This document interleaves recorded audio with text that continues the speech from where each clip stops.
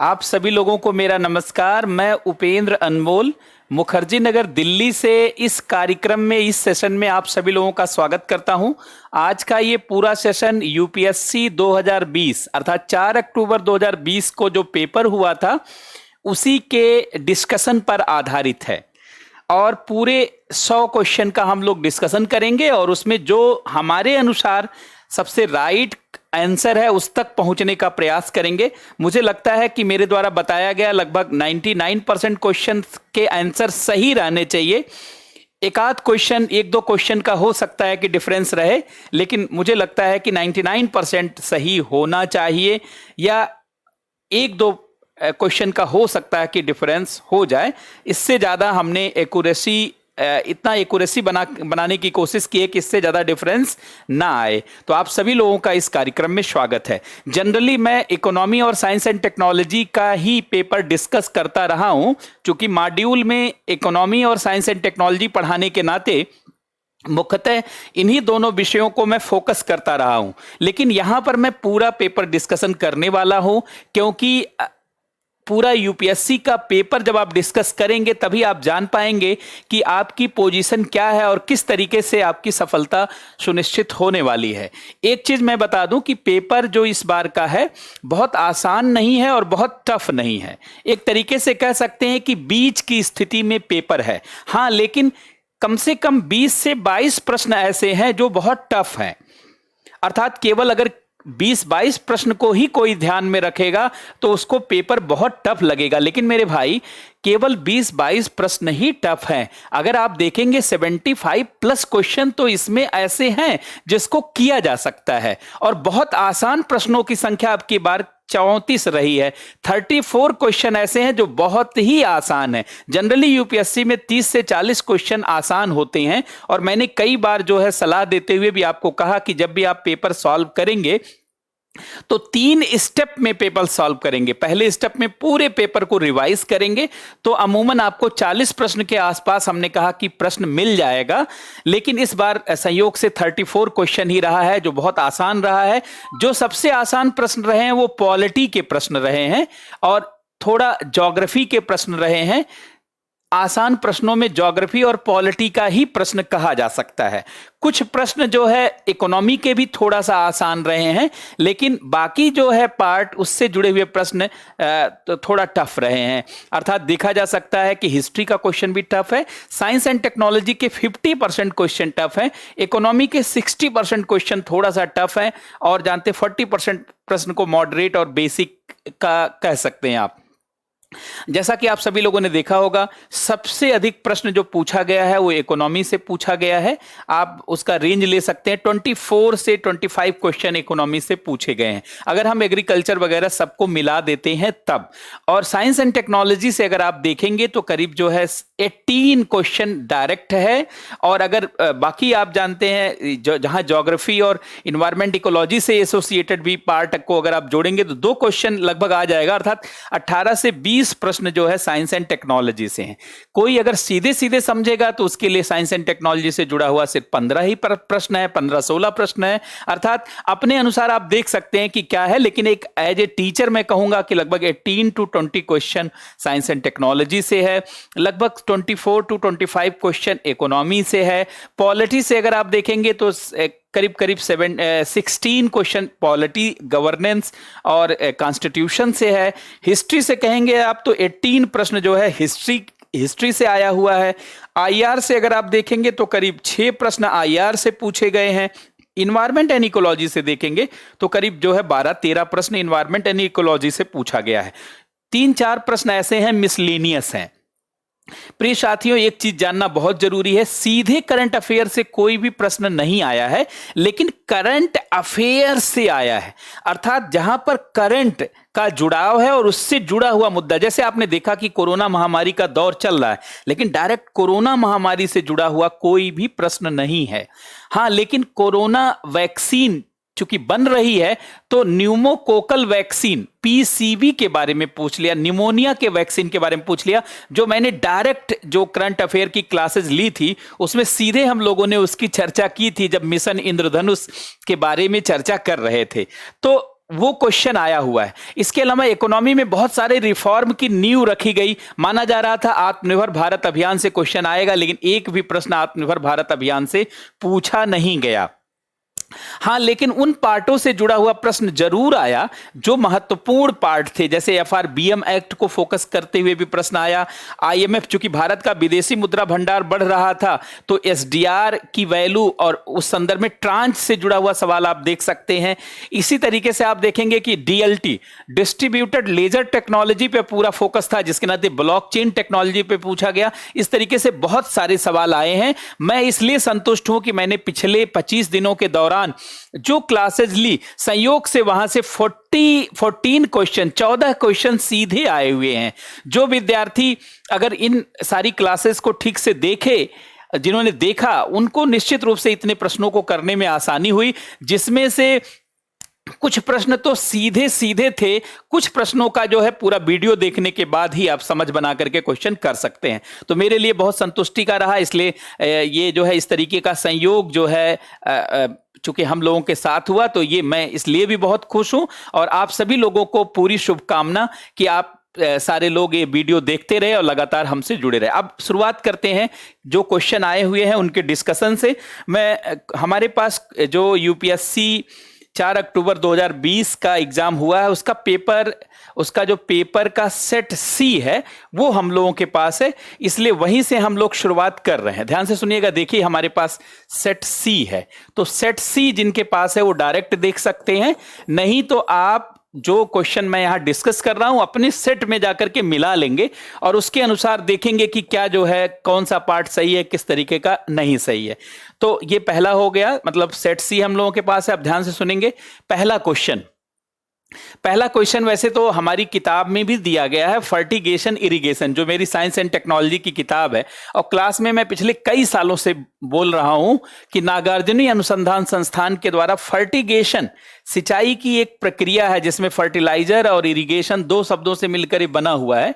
Fertiliser और plus irrigation को fertigation कहा जाता है। फर्टिगेशन का मतलब होता है सिंचाई और उर्वरक एक साथ उपलब्ध कराना।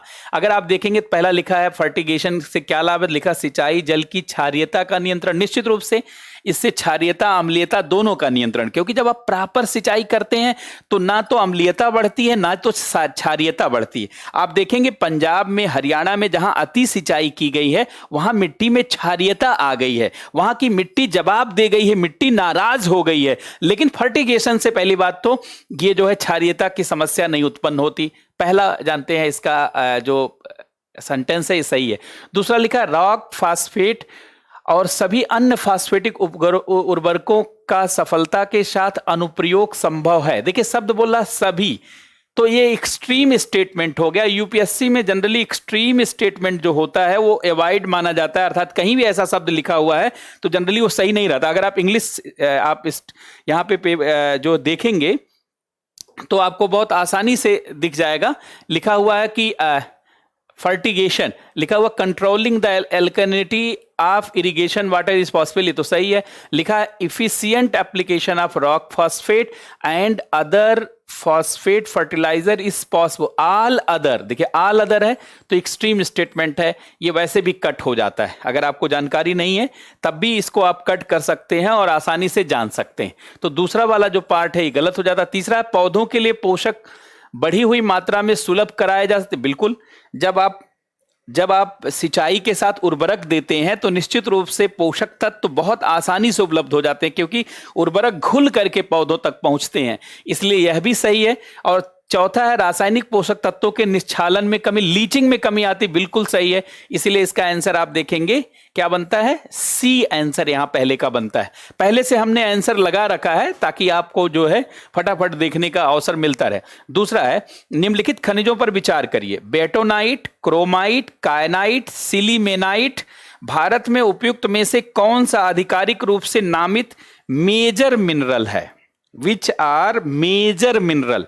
अब देखिए, अब जिन लोगों को केमिस्ट्री पे थोड़ा सा कम पकड़ है या ज्योग्राफी पे कम पकड़ है तो कई बार उनके लिए एक प्रश्न बहुत टफ लग सकता है। लेकिन जानते हैं बेटोनाइट जो है ये सौंदर्य प्रसाधन में यूज किया जाता है, जैसे चेहरे पर लेप लगाने के लिए बहुत सारे कामों में ये यूज किया जाता है। तो ये बहुत मेजर नहीं है, ये मेजर नहीं है, तो इसलिए जानते हैं यहां पे ये पहला वाला पार्ट ही कट जाता है। क्रोमाइट जान ही रहे हैं आप कि ये अधिक मात्रा में है, काइनाइट अधिक मात्रा में है और सिलीमेनाइट अधिक मात्रा में है। तो इसका ऑप्शन हो जाता है डी। बहुत ज्यादा सोचने की जरूरत नहीं है, वैसा फॉर्मल क्वेश्चन है ये।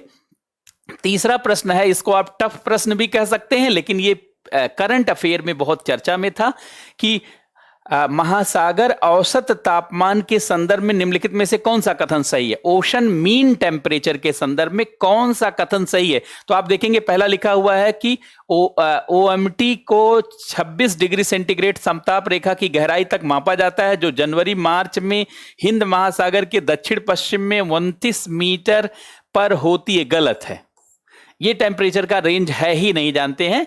तो 26 सेंटीमीटर का रेंज नहीं, तो ये पहला तुरंत गलत हो गया। दूसरा देखिए, OMT जो जनवरी मार्च में एकत्र किया जाता है, उसे निर्धारित करने के लिए प्रयोग किया जाता है मानसून में वर्षा। OMT को देखिए, OMT uses for forecasting of monsoon, for forecasting of Indian monsoon. ये बेटर तो माना ही जाता है, इस नाते ये पॉइंट तो सही लग रहा है। देखिए, मार्च में एकत्रित किया जाता है और उसके निर्धारित करने के लिए प्रयोग किया जा सकता है मानसून में वर्षा की मात्रा। तो ये दूसरा पार्ट सही हो गया, अर्थात इसका बी पार्ट सही है, यहां पे कोई दिक्कत नहीं। चौथा, भारत में रासायनिक उर्वरकों के संदर्भ में निम्नलिखित कथनों पर विचार कीजिए। वर्तमान में रासायनिक उर्वरक का खुदरा मूल्य बाजार संचालित है और यह सरकार द्वारा नियंत्रित नहीं है। यह ऐसी बात नहीं है, आप जानते हैं सरकार उर्वरक पर सब्सिडी देती, जब सब्सिडी देती है तो बाजार नियंत्रित होने का अर्थ ही नहीं रह गया। अर्थात अगर आप बाजार नियंत्रित कहेंगे तो आप सब्सिडी कैसे देंगे। कोई भी चीज if anything is market control, तो आप कैसे वहां इंटरफेयर करोगे। इसका मतलब जब सरकार सब्सिडी दे रही तो निश्चित रूप से ये बात सही नहीं। दूसरा, अमोनिया जो यूरिया बनाने के काम आता है वह प्राकृतिक गैस से, बिल्कुल सही है, आप सभी लोग जानते होंगे। अमोनिया जो है कैसे बनता है, यहां से इसके साथ हाइड्रोजन को मिलाकर, सबको आपको पता है, बहुत इजी, अगर आप 6वीं 7वीं क्लास में भी पढ़ेंगे तो अमोनिया का बेसिक रिएक्शन है। तीसरा है कि सल्फर जो फास्फोरिक अम्ल उर्वरक के लिए कच्चा माल है तिल शोधन सालों, बिल्कुल सल्फर वहीं से प्राप्त किया जाता है, इसका मतलब इसका बी ऑप्शन है।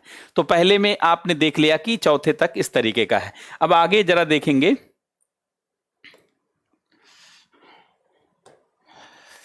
पांचवा प्रश्न देखें।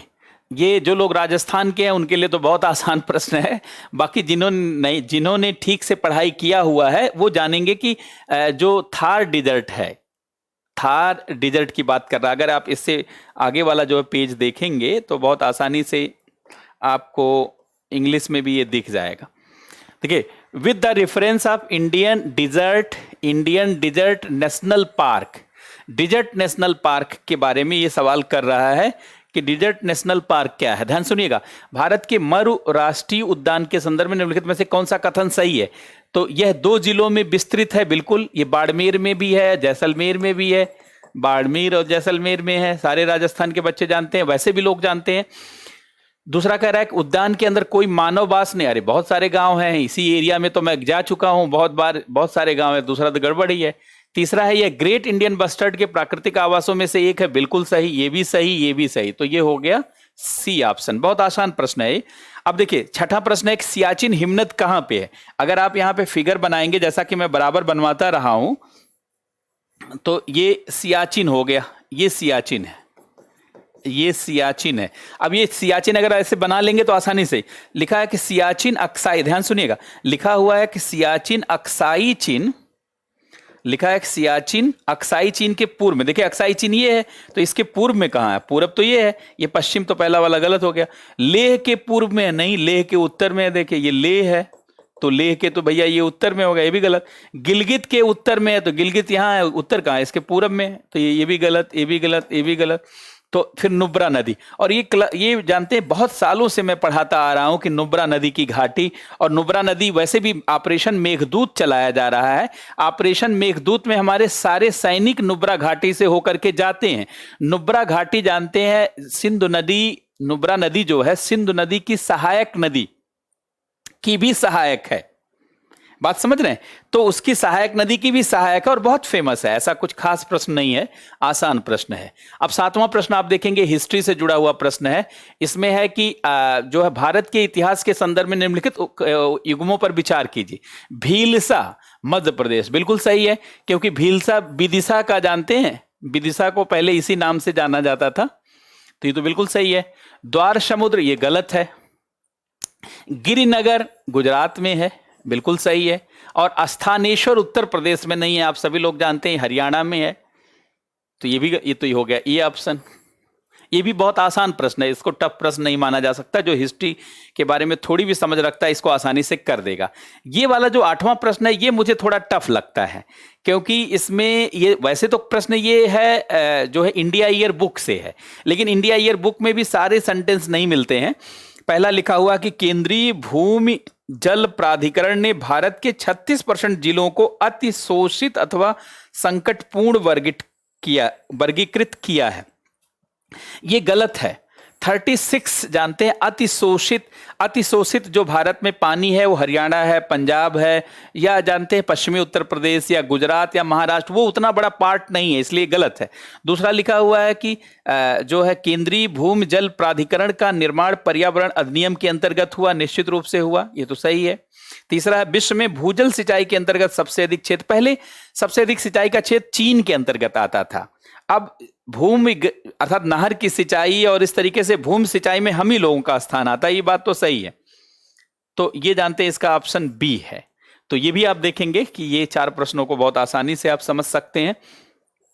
अब अगर आप देखें तो यहां पर हम लोग आते हैं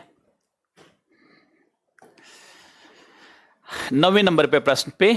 ये ज्योग्राफी से संबंधित प्रश्न है। ये कह रहा है कि जेट प्रवाह अर्थात जेट स्ट्रीम, ये कह रहा है जेट स्ट्रीम केवल उत्तरी गोलार्ध में होते हैं, गलत बात। दोनों गोलार्धों में, खाली ईस्टर्ली जेट स्ट्रीम उत्तरी गोलार्ध में होता है, ये ध्यान रखिएगा। तो ये तो मानसून से सीधे आया हुआ प्रश्न है, तो ये पहला वाला जो पार्ट है जानते हैं ये गलत हो गया। दूसरा, केवल कुछ चक्रवात के ही केंद्र में बाताच्छी, अरे ये गलत कर दिया। जानते हैं ये अनुवाद यहां पर आप देखेंगे इसका गलत है। अनुवाद अगर आप देखेंगे तो गलत कर दिया। देखिए यहां पर लिखा cyclone develop on I cyclone की बात करता है। साइक्लोन आई आप साइक्लोन की बात करता है। बहुत आसान बात, ये बहुत आसान प्रश्न है, लेकिन हिंदी माध्यम में जो ये प्रश्न पत्र दिया गया है उसमें थोड़ा सा ये जानते हैं प्रश्न देखने में टफ लगता है कि केवल कुछ चक्रवात ही केंद्र में बाताच्छी उत्पन्न करते हैं आई आप साइक्लोन, बिल्कुल सही बात है। आई आप साइक्लोन तो कुछ ही के केंद्र में होता है। तीसरा, चक्रवात में आई आप साइक्लोन के अंदर तापमान आसपास रहने से 10, ये गलत है। इसमें केवल जो है सी वाला पार्ट।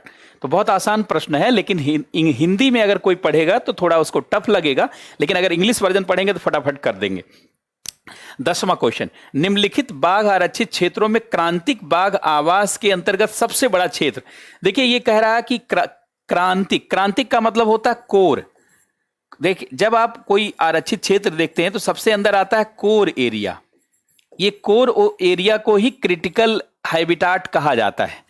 अब ये कह रहा है कि क्रिटिकल हैबिटाट के आधार पर सबसे बड़ा, तो देखा जाए तो ये इसका सीधे कहीं पे वर्णन तो नहीं मिलता है, लेकिन चूंकि नागार्जुन सागर सबसे बड़ा है तो निश्चित रूप से उसका कोर एरिया सबसे बड़ा होगा।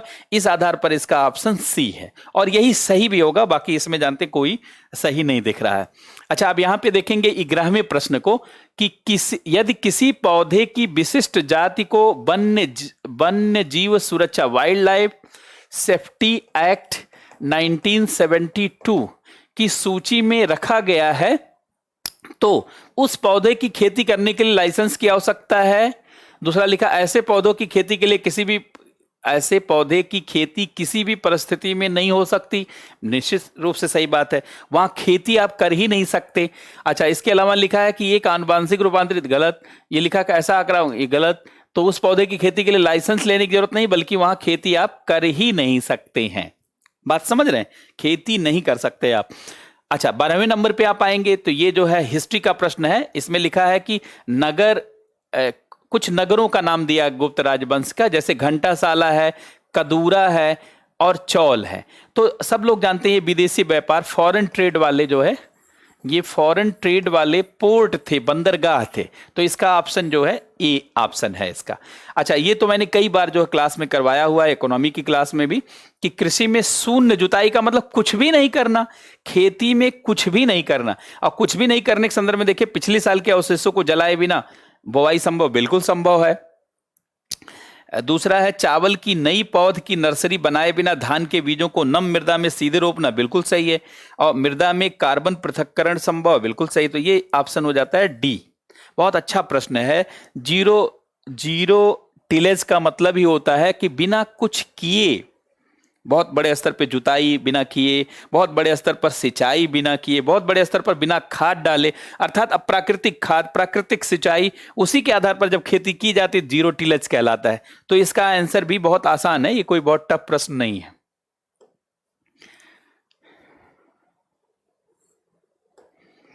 अब देखेंगे यहाँ 14वां क्वेश्चन है। ये मैंने कुछ दिन पहले ही जो करंट अफेयर की क्लास ली थी उसमें सीधे इसको लिया था। ये इंडियन बायोफ्यूल पॉलिसी की बात करता है। ये बायोफ्यूल पॉलिसी की बात कर रहा है।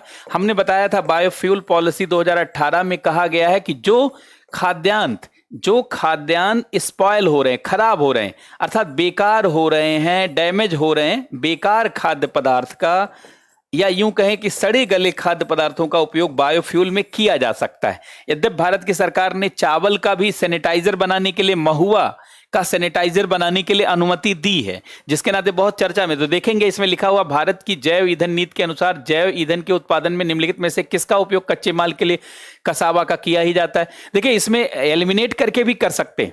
देखिए, सड़ा आलू आप समझी गए, क्षतिग्रस्त गेहूं के दाने, ये तो होगा ही। दूसरा और पांचवा होगा, तो दूसरा अगर पांचवा देखिए आप, तो दूसरा पांचवा, तो ये वाला दूसरा और पांचवा, दूसरा और पांचवा और दूसरा पांचवा, तो एक तो सीधे एलिमिनेट हो जाता है कि ये वाला नहीं रहेगा। अच्छा, इसके अलावा चूंकि चुकंदर का भी प्रयोग होता है, इसका भी प्रयोग होता है, चुकंदर का भी प्रयोग होता है, ठीक है। अच्छा, इसके अलावा आप जानते कसावा का प्रयोग होता है, कुल्थी का प्रयोग होता है, खाली मूंगफली के बीज का नहीं, क्योंकि हम लोग जो आयल सीड है, तिलहन का प्रयोग नहीं करते। तिलहन का भारत सबसे अधिक उत्पादन भी करता है और सबसे अधिक आयात भी करता है। तेल भारत में बहुत महंगे हैं, इसलिए तेल को अनुमति नहीं दी गई है। तो उस हिसाब से इसका ऑप्शन जानते हैं ए हो जाता है। बहुत आसान प्रश्न था ये, और भी आसान है। 15वां, निम्नलिखित में से कौन सा कथन कार्बन के सामाजिक मूल्य पद का सर्वोत्तम रूप से वर्णन करता है? आर्थिक मूल्य के रूप में यह निम्नलिखित में से किसका माप है? प्रदत्त वर्ष में 1 टन कार्बन डाइऑक्साइड के उत्सर्जन होने वाली दीर्घकालिक क्षति। निश्चित रूप से देखिए, अगर आप इंग्लिश में पढ़ेंगे इसी प्रश्न को, अगर आप यहां पे पढ़ करके देखें, लिखा हुआ है, which one of the following statement best describes the term social cost of carbon. Social cost of carbon is the या एमिशन ऑफ कार्बन या long term damage by ton of the carbon dioxide. ये सीधे उसी terminology का अर्थ ही है, अर्थात social cost of carbon का सीधे अर्थ दिया हुआ। तो बहुत आसानी से इसको आप बोल सकते हैं, कहीं से कोई दिक्कत इसमें नहीं है। अच्छा, 16वां क्वेश्चन देखें, बहुत आसान है। 16वां क्वेश्चन है कि भारत के दालों के उत्पादन के संदर्भ में कथनों पर विचार कीजिए। उड़द की खेती खरीफ और रबी दोनों में की जाती है, बिल्कुल सही है। उड़द की खेती दोनों समय पे की जाती है, क्योंकि बहुत सारे लोगों ने देखा होगा, ऐसे एरिया से भी होंगे कि ऐसा है। अच्छा, दूसरा, कुल दाल के उत्पादन में लगभग आधा भाग केवल मूंग का होता है, ये बात गलत है। चना 44% तो चना है, 40 से 45% तो चना है, तो ये कैसे हो जाएगा? तीसरा है, पिछले 3 दशकों में जहां खरीफ दालों का उत्पादन बढ़ा है, वहीं रबी दालों का उत्पादन, रबी दालों कैसे, जब चना रबी दाल का ही है, जब चना रबी के दाल का है और इसका बढ़ा है, तो ये स्टेटमेंट भी गलत हो गया, केवल पहला सही। तो इसलिए ये ऑप्शन हो गया इसका। ये बहुत आसान प्रश्न था, इकोनॉमिक सर्वे से सीधे ये प्रश्न है। इकोनॉमिक सर्वे से करीब 6 से 7 प्रश्न आए हुए हैं, तो ये इकोनॉमिक सर्वे के माध्यम से बहुत आसानी से इसको देख सकते हैं। अच्छा, आप देखिए 17वां प्रश्न तो एक केस स्टडी के रूप में लिखा हुआ है कि यह फसल उपोष्ण प्रकृति की है, सब ट्रॉपिकल है, इसके लिए कठोर पाला हानिकारक है, बिल्कुल सही बात।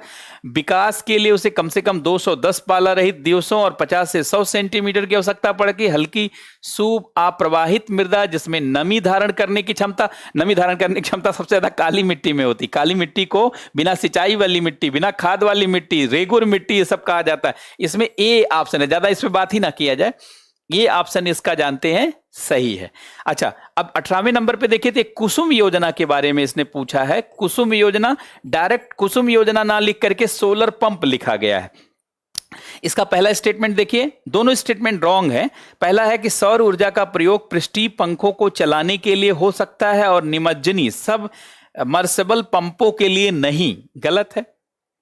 सोलर पंप जब लगाएंगे तो नीचे से ही पानी आएगा, सबमर्सिबल के लिए क्यों नहीं होगा, गलत है ये। दूसरा लिखा है सौर ऊर्जा का प्रयोग अपकेंद्री पंपों को चलाने के लिए हो सकता, पिस्टन वाले, अरे क्यों नहीं भाई, सारा पंप चला सकते हैं, तो इसलिए जो है इसमें डी वाला पार्ट हो गया। ये बहुत आसान प्रश्न है, कुसुम योजना से डायरेक्ट है। हम लोगों ने कुसुम योजना के बारे में काफी बात कही हुई है, इसलिए कहीं से कोई दिक्कत नहीं है। अब देखेंगे 19वां प्रश्न, भारत में गन्ने की खेती में वर्तमान प्रवृत्तियों के संदर्भ में निम्नलिखित कथनों पर विचार कीजिए। पहला है कि जब बर्ड चिप सेंटलिंग्स को नर्सरी में उगाकर मुख्य कृषि भूमि में प्रतिरोपित किया जाता तब बीज सामग्री में बचत, बिल्कुल सही बात है। अगर आप पहले से उगा के करेंगे तो बीज में बचत होगी, बहुत अच्छा, अर्थात ये सही है। फिर दूसरा लिखा जब सेंट्स का सीधे रोपण किया जाता है तब एक कलिका सेंट्स का अंकुरित प्रतिशत कई कलिका, ये गलत बात है। चाहे आप देखिए, आपने देखा होगा गन्ने में ऐसे पाया जाता है, ऐसे उसका ऐसे, अगर बड़ा गन्ना आपने चूसा होगा तो देखा होगा, तो ये ऐसे उसके जानते बर्ड्स जहां से निकलते हैं। अभी कह रहा है कि बड़ा वाला और छोटे वाला, तो ये कह रहा है कि अगर मान लीजिए छोटा है, ऐसे समझ लीजिए कि जब सेट्स को सीधे रोपित किया जाता है तो एक कलिका सेट्स का अंकुरित प्रतिशत कई कलिका की तुलना, गलत बात है। ऐसा नहीं कि गन्ने की बुआई हम लोगों ने भी बचपन में किया, आप लोगों में से बहुत ऐसे नीचे जानते हैं जुताई करके उसमें डाला जाता है, ऐसे सीधे बैठाया जाता है, तो अगर एक कलिका से ज्यादा निकलता तो लोग लंबा क्यों रखते, तो ये गलत है, जानते हैं। ऐसा नहीं कि इससे ज्यादा निकलेगा, अरे भाई इसमें ज्यादा बर्ड्स यहां से भी निकलेगा, यहां से भी निकलेगा, यहां से भी निकलेगा, यहां से निकलेगा, ये कैसी बात कर रहा है, गलत है सीधे। अच्छा, इसके बाद ये तीसरे नंबर पे कह रहा है खराब मौसम की दशा में यदि सेंट्स का सीधे रोपण होता है तब एक कलिका सेंट्स जीवित बचे रहना तुलना में, गलत बात है। ये तो गन्ने की बुआई अगर आपने किया होगा, हम लोगों ने सीधे बुआई किया है बचपन में, तो सीधे मालूम है, बहुत आसानी से इसको जाना जाता है। अच्छा, गन्ने की खेती टिश्यू कल्चर से तैयार की जाती, बिल्कुल सही है, तो ये हो गया जानते हैं सी ऑप्शन। 20वां, भारत के संदर्भ में निम्नलिखित में से किस पद्धतियों में परितंत्र अनुकूल कृषि माना जाता है। देखिए, क्रॉप डाइवर्सिफिकेशन सही, दूसरा है कि लिग्यूम्यून इंटेंसिफिकेशन, बीच बीच में जानते हैं आपको दलहन वाली फसल उगाना पड़ेगा, बिल्कुल सही बात है। टेसियोमीटर, बिल्कुल सही बात है। और वर्टिकल फार्मिंग करने से जगह बचती है, तो ये भी परितंत्र अनुकूल होता है, ऐसे वर्टिकल फार्मिंग की जाती है। ये भी बहुत आसान प्रश्न है मेरे हिसाब से। 21वां नंबर, भारत के सांस्कृतिक इतिहास के संदर्भ में निम्नलिखित उगमों पर विचार करिए। एक चीज मैं बता दूं, अब की बार यूपीएससी ने बौद्ध धर्म से जुड़ा हुआ करीब 7-8 प्रश्न पूछा है। मेडाइवल हिस्ट्री से प्रश्न पूरा गायब है। मॉडर्न हिस्ट्री से भी बहुत इंपॉर्टेंट प्रश्न ही पूछे गए हैं, बाकी सारे प्रश्न एंशिएंट हिस्ट्री से पूछे गए। अब ये भ्रम समाप्त हो गया है कि मॉडर्न पढ़ लीजिए और मेडिवल पढ़ लीजिए तो जानते हैं आपका क्वेश्चन सही हो जाएगा। अब आपको एंशिएंट गहराई के साथ पढ़ना होगा, और बहुत अच्छी गहराई के साथ जब आप पढ़ेंगे, खासकर बौद्ध धर्म को फोकस करके पिछले 4-5 सालों में बहुत प्रश्न पूछा गया, और ये प्रश्न सामान्यतः लोगों का गलत हो जाता। मैंने भी देखा कि जितने भी बौद्ध धर्म के प्रश्न पूछे गए उसमें से 3 प्रश्न मुझे ही नहीं आ रहा था, जबकि हम लोग सांस्कृतिक गौरव की भावना रखते हैं और बहुत सारा अपने संस्कृति और इतिहास से जुड़ाव रखते हैं। जब मैं हिस्ट्री का कभी विद्यार्थी नहीं रहा, लेकिन भारत को जानने के क्रम में हम लोगों ने गहराई से भारत के इतिहास को पढ़ा, भारत के समाज को पढ़ा, और भारत के इतिहास का वास्तविक क्या स्वरूप रहा उसको फोकस करने की हमेशा कोशिश की। तो उस संदर्भ में जानते हैं पकड़ ज्यादा बनी। इसके अलावा कई धर्मों के मामले में मुझे पकड़ बहुत ज्यादा है। धर्मों के हर धर्म की एक व्यापक समझ हमने जो है कई वर्षों के अध्ययन के बाद जो है अपने अंदर बनाई है। कई बार विद्यार्थी जब था तब इतनी समझ नहीं थी, तो उस आधार पे मैं बोल रहा हूं कि इतनी समझ हो जाने के बाद भी 2-3 प्रश्न मुझे नहीं आ रहे थे। बहुत मुश्किल से जब कई बार उसको ध्यान दिया तो देखा एक एलिमिनेट करने से उसका आंसर निकल रहा था, और एक प्रश्न का तो बिल्कुल आंसर आया ही नहीं। वो तो बाद में मैंने देख करके रेफरेंस गूगल करके इधर उधर करके उसको निकाला। तो देखिए, भारत के सांस्कृतिक, ये तो प्रश्न आसान है। इसमें कह रहा है कि परिवारजक प्रतित्यागी भ्रमणकारी, निश्चित रूप से जो साधु संत थे उन्हीं को कहा जाता था। दूसरा, श्रमण उच्च पद वाले पुजारी थे, नहीं भाई ये तो गलत है। और तीसरा, उपासक बौद्ध धर्म के अनुगामी। तो ये बी ऑप्शन है, इस पे ज्यादा मैं बात नहीं करूंगा। 22वें नंबर, भारत में भारतीय हाथियों के संदर्भ में निम्नलिखित कथनों पर विचार। बड़ा इंटरेस्टिंग सवाल ये आया हुआ था। कई बार पेपर में या जीके उके में, जानते हैं ये सब चीज चर्चा में रहती है कि हाथियों के समूह का नेतृत्व मादा करती, बिल्कुल बात सही है। हाथियों की अधिकतम गर्भावधि 22 महीने की हो सकती, बिल्कुल सही है। सामान्यतः हाथियों में 40 वर्ष की आयु तक ही बच्चे पैदा आ रही है, नहीं बात सही है। और ये लिखा है कि भारत के राज्यों में हाथियों की सर्वाधिक संख्या केरल नहीं भाई, कर्नाटक में है। केरल नहीं, कर्नाटक है। अगर चौथा वाला गलत हो जाता है तो आप ऐसे 2 कट कर सकते हैं। और फिर ये कह रहा है तीसरा वाला, तो पहला दूसरा सही है, इसलिए ये ऑप्शन जानते हैं, बहुत आसानी से एलिमिनेट करके भी इसका निकाला जा सकता है।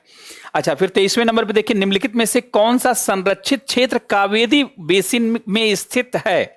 अब पापीगोंडा दिया है, उत्तरी आंध्र प्रदेश में है, यहीं से सीधे पकड़ा जा सकता है, उत्तरी आंध्र में है ये। बशर्ते आपको ये सब मालूम होना चाहिए, जानते हैं ज्योग्राफी पे, और जो संरक्षित क्षेत्र है उसका एक अलग से कॉपी बना लें, एक अलग से डायरी बना लें, और उसमें जो संरक्षित क्षेत्र है उसको एकदम दिमाग में बैठा लीजिए। क्योंकि मैंने देखा यूपीएससी लगातार 2011 के बाद से ही संरक्षित क्षेत्रों से जुड़े हुए सवाल पूछता रहा है, और चाहे जितना पढ़ाई कर लीजिए आप सॉल्व नहीं कर पाएंगे अगर संरक्षित क्षेत्र दिमाग में नहीं है कि किस किस एरिया में संरक्षित। जैसे बायोस्फीयर रिजर्व, नेशनल पार्क, तो जिस एरिया में संरक्षित है एरिया वाइज ध्यान रखिए, खाली नेशनल पार्क मत याद करिए, बायोस्फीयर रिजर्व मत याद करिए, बल्कि संरक्षित क्षेत्र देखिए, और फिर उसको दिमाग में 1-2 दिन अगर दिमाग में बैठाएंगे तो क्वेश्चन आसानी से समझ में आ जाएगा।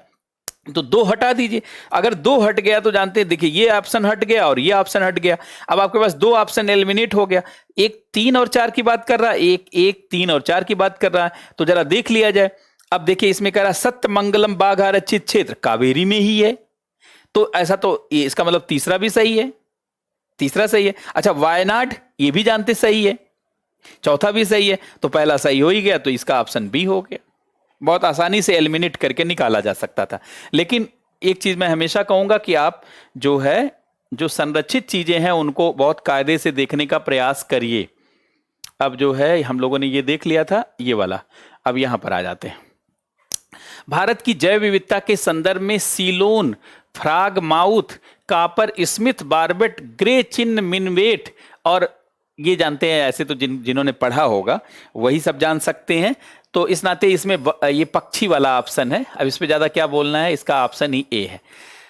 ये वाला थोड़ा इंटरेस्टिंग जानते सवाल है। भारतीय अनूप मृग की उस उपजाति जो पक्की भूमि पर फलती फूलती, देखिए शब्द है पक्की भूमि, हार्ड लैंड, पक्की भूमि पर फलती फूलती और घास खाती है, तो बारहसिंगा हो गया। कि संरक्षण के लिए कौन सा स्थान पर है? आप जानते हैं बारहसिंगा अगर आप देखेंगे तो मानस में बहुत ज्यादा है, लेकिन यहाँ पक्की भूमि नहीं, यहाँ मार्सी लैंड है, यहाँ पे दलदली भूमि है, तो ये वाला ऑप्शन कट गया।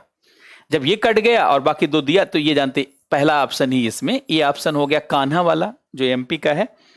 26 नंबर पे इस्पात स्लैग में इस्पात स्लैग निम्नलिखित में से किसके लिए सामग्री हो सकता है? ये बहुत चर्चा में रहा है, पेपर में भी था। तो इसमें लिखा आधार सड़क के निर्माण के लिए, बिल्कुल सही। कृषि मृदा में सुधार के लिए, बिल्कुल सही। सीमेंट बनाने के लिए, तो इसका सारा ऑप्शन सही है, डी हो गया यहां पर। 27वें नंबर पे अगर आप देखेंगे निम्नलिखित में से कौन से ऐसे सर्वाधिक संभावनीय स्थान है जहां कस्तूरी मृग अपने प्राकृतिक आवास में मिल सकता है? आप सभी लोग जानते हैं कस्तूरी मृग जो डस्क डियर है वो उत्तराखंड में संरक्षित किया गया, बद्रीनाथ और गंगोत्री वाले क्षेत्र में। जरा देख लेते हैं, अस्कोट सीधे हो गया, गंगोत्री बिल्कुल सही है, ये नहीं सही है, तो पहला दूसरा ये ऑप्शन। ये तो डस्क डियर से संबंधित क्षेत्र एक ही क्षेत्र ही है, इसमें क्वेश्चन गलत होने की संभावना ही नहीं। 28 नंबर ग्रामीण सड़क निर्माण में पर्यावरणीय दीर्घ उपयोगिता को सुनिश्चित करने तथा कार्बन फुटप्रिंट को घटाने के लिए निम्नलिखित में से किसके प्रयोग से अधिक प्राथमिकता दी जाती है? ताम्र स्लैग, दूसरा लिखा हुआ शीतकालीन मिश्रित एस्फॉल्ट, बिल्कुल सही है। और तीसरा लिखा हुआ जानते जीरो टेक्सटाइल, बिल्कुल सही है। तो ये इसका ऑप्शन ए हो गया। बहुत आसान है, इंग्लिश वर्जन आप पढ़ेंगे तो फटाफट कर देंगे इस क्वेश्चन को, यहां पे कहीं आपको समस्या नहीं आएगी। तो अब देखिए 29 नंबर क्वेश्चन, कोयले की राख में आर्सेनिक, सीसा और पारद माने पारा अंतर्विष्ट होते हैं, बिल्कुल सही। कोयला संचालित विद्युत संयंत्र पर्यावरण में सल्फर डाइऑक्साइड, नाइट्रोजन ऑक्साइड का उत्सर्जन करते हैं, निश्चित रूप से इसका भी और ये भी करते हैं, निश्चित रूप से करते हैं, क्योंकि जहां भी जीवाश्म होगा ये तो रहेगा ही और ये भी है उसमें। और भारतीय कोयले में राख की अधिक मात्रा पाई जाती है, बिल्कुल सही बात है, डी ऑप्शन हो गया। खेती में बायोचर का उपयोग, अब इसमें आप देखेंगे तो ये तीनों, वर्टिकल फार्मिंग बहुत आसान है, जानते ये भी है और ए भी है, अर्थात यहां पर डी ऑप्शन है, कुछ सोचना ही नहीं। अब देखिए बैंकिंग वाले पे इसमें आ जाइए, कृषि क्षेत्र में सार्वजनिक निवेश किसे माना जा सकता है? सभी फसलों में कृषि उत्पाद के लिए न्यूनतम समर्थन मूल्य, निश्चित रूप से। प्राथमिक कृषि साख समितियां जो लेंडिंग का काम करती है, निश्चित रूप से। सार्वजनिक पूंजी, सामाजिक विकास पूंजी, बिल्कुल सही। कृषि को निःशुल्क बिजली की आपूर्ति, सब निवेश ही है भैया, सारा निवेश है। बैंकिंग प्रणाली में जो ऋण, ये भी निवेश है। और सरकारों द्वारा कोल्ड स्टोर, सारा निवेश है। ऑल आर इन्वेस्टमेंट, सभी इन्वेस्टमेंट का पार्ट है।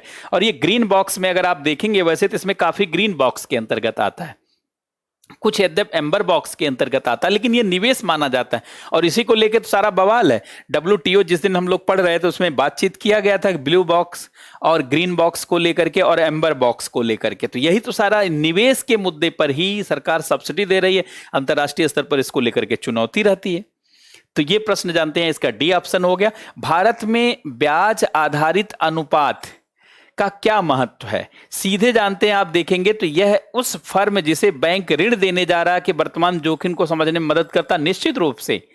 इंटरेस्ट कवरेज रेशियो देख करके ही लोन दिया ही जाता है।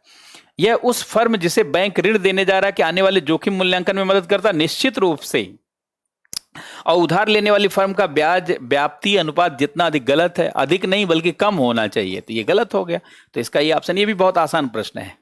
इकोनॉमी के हिसाब से देखा जाए तो कोई ये वैसा प्रश्न नहीं है जिसको करने में दिक्कत आए।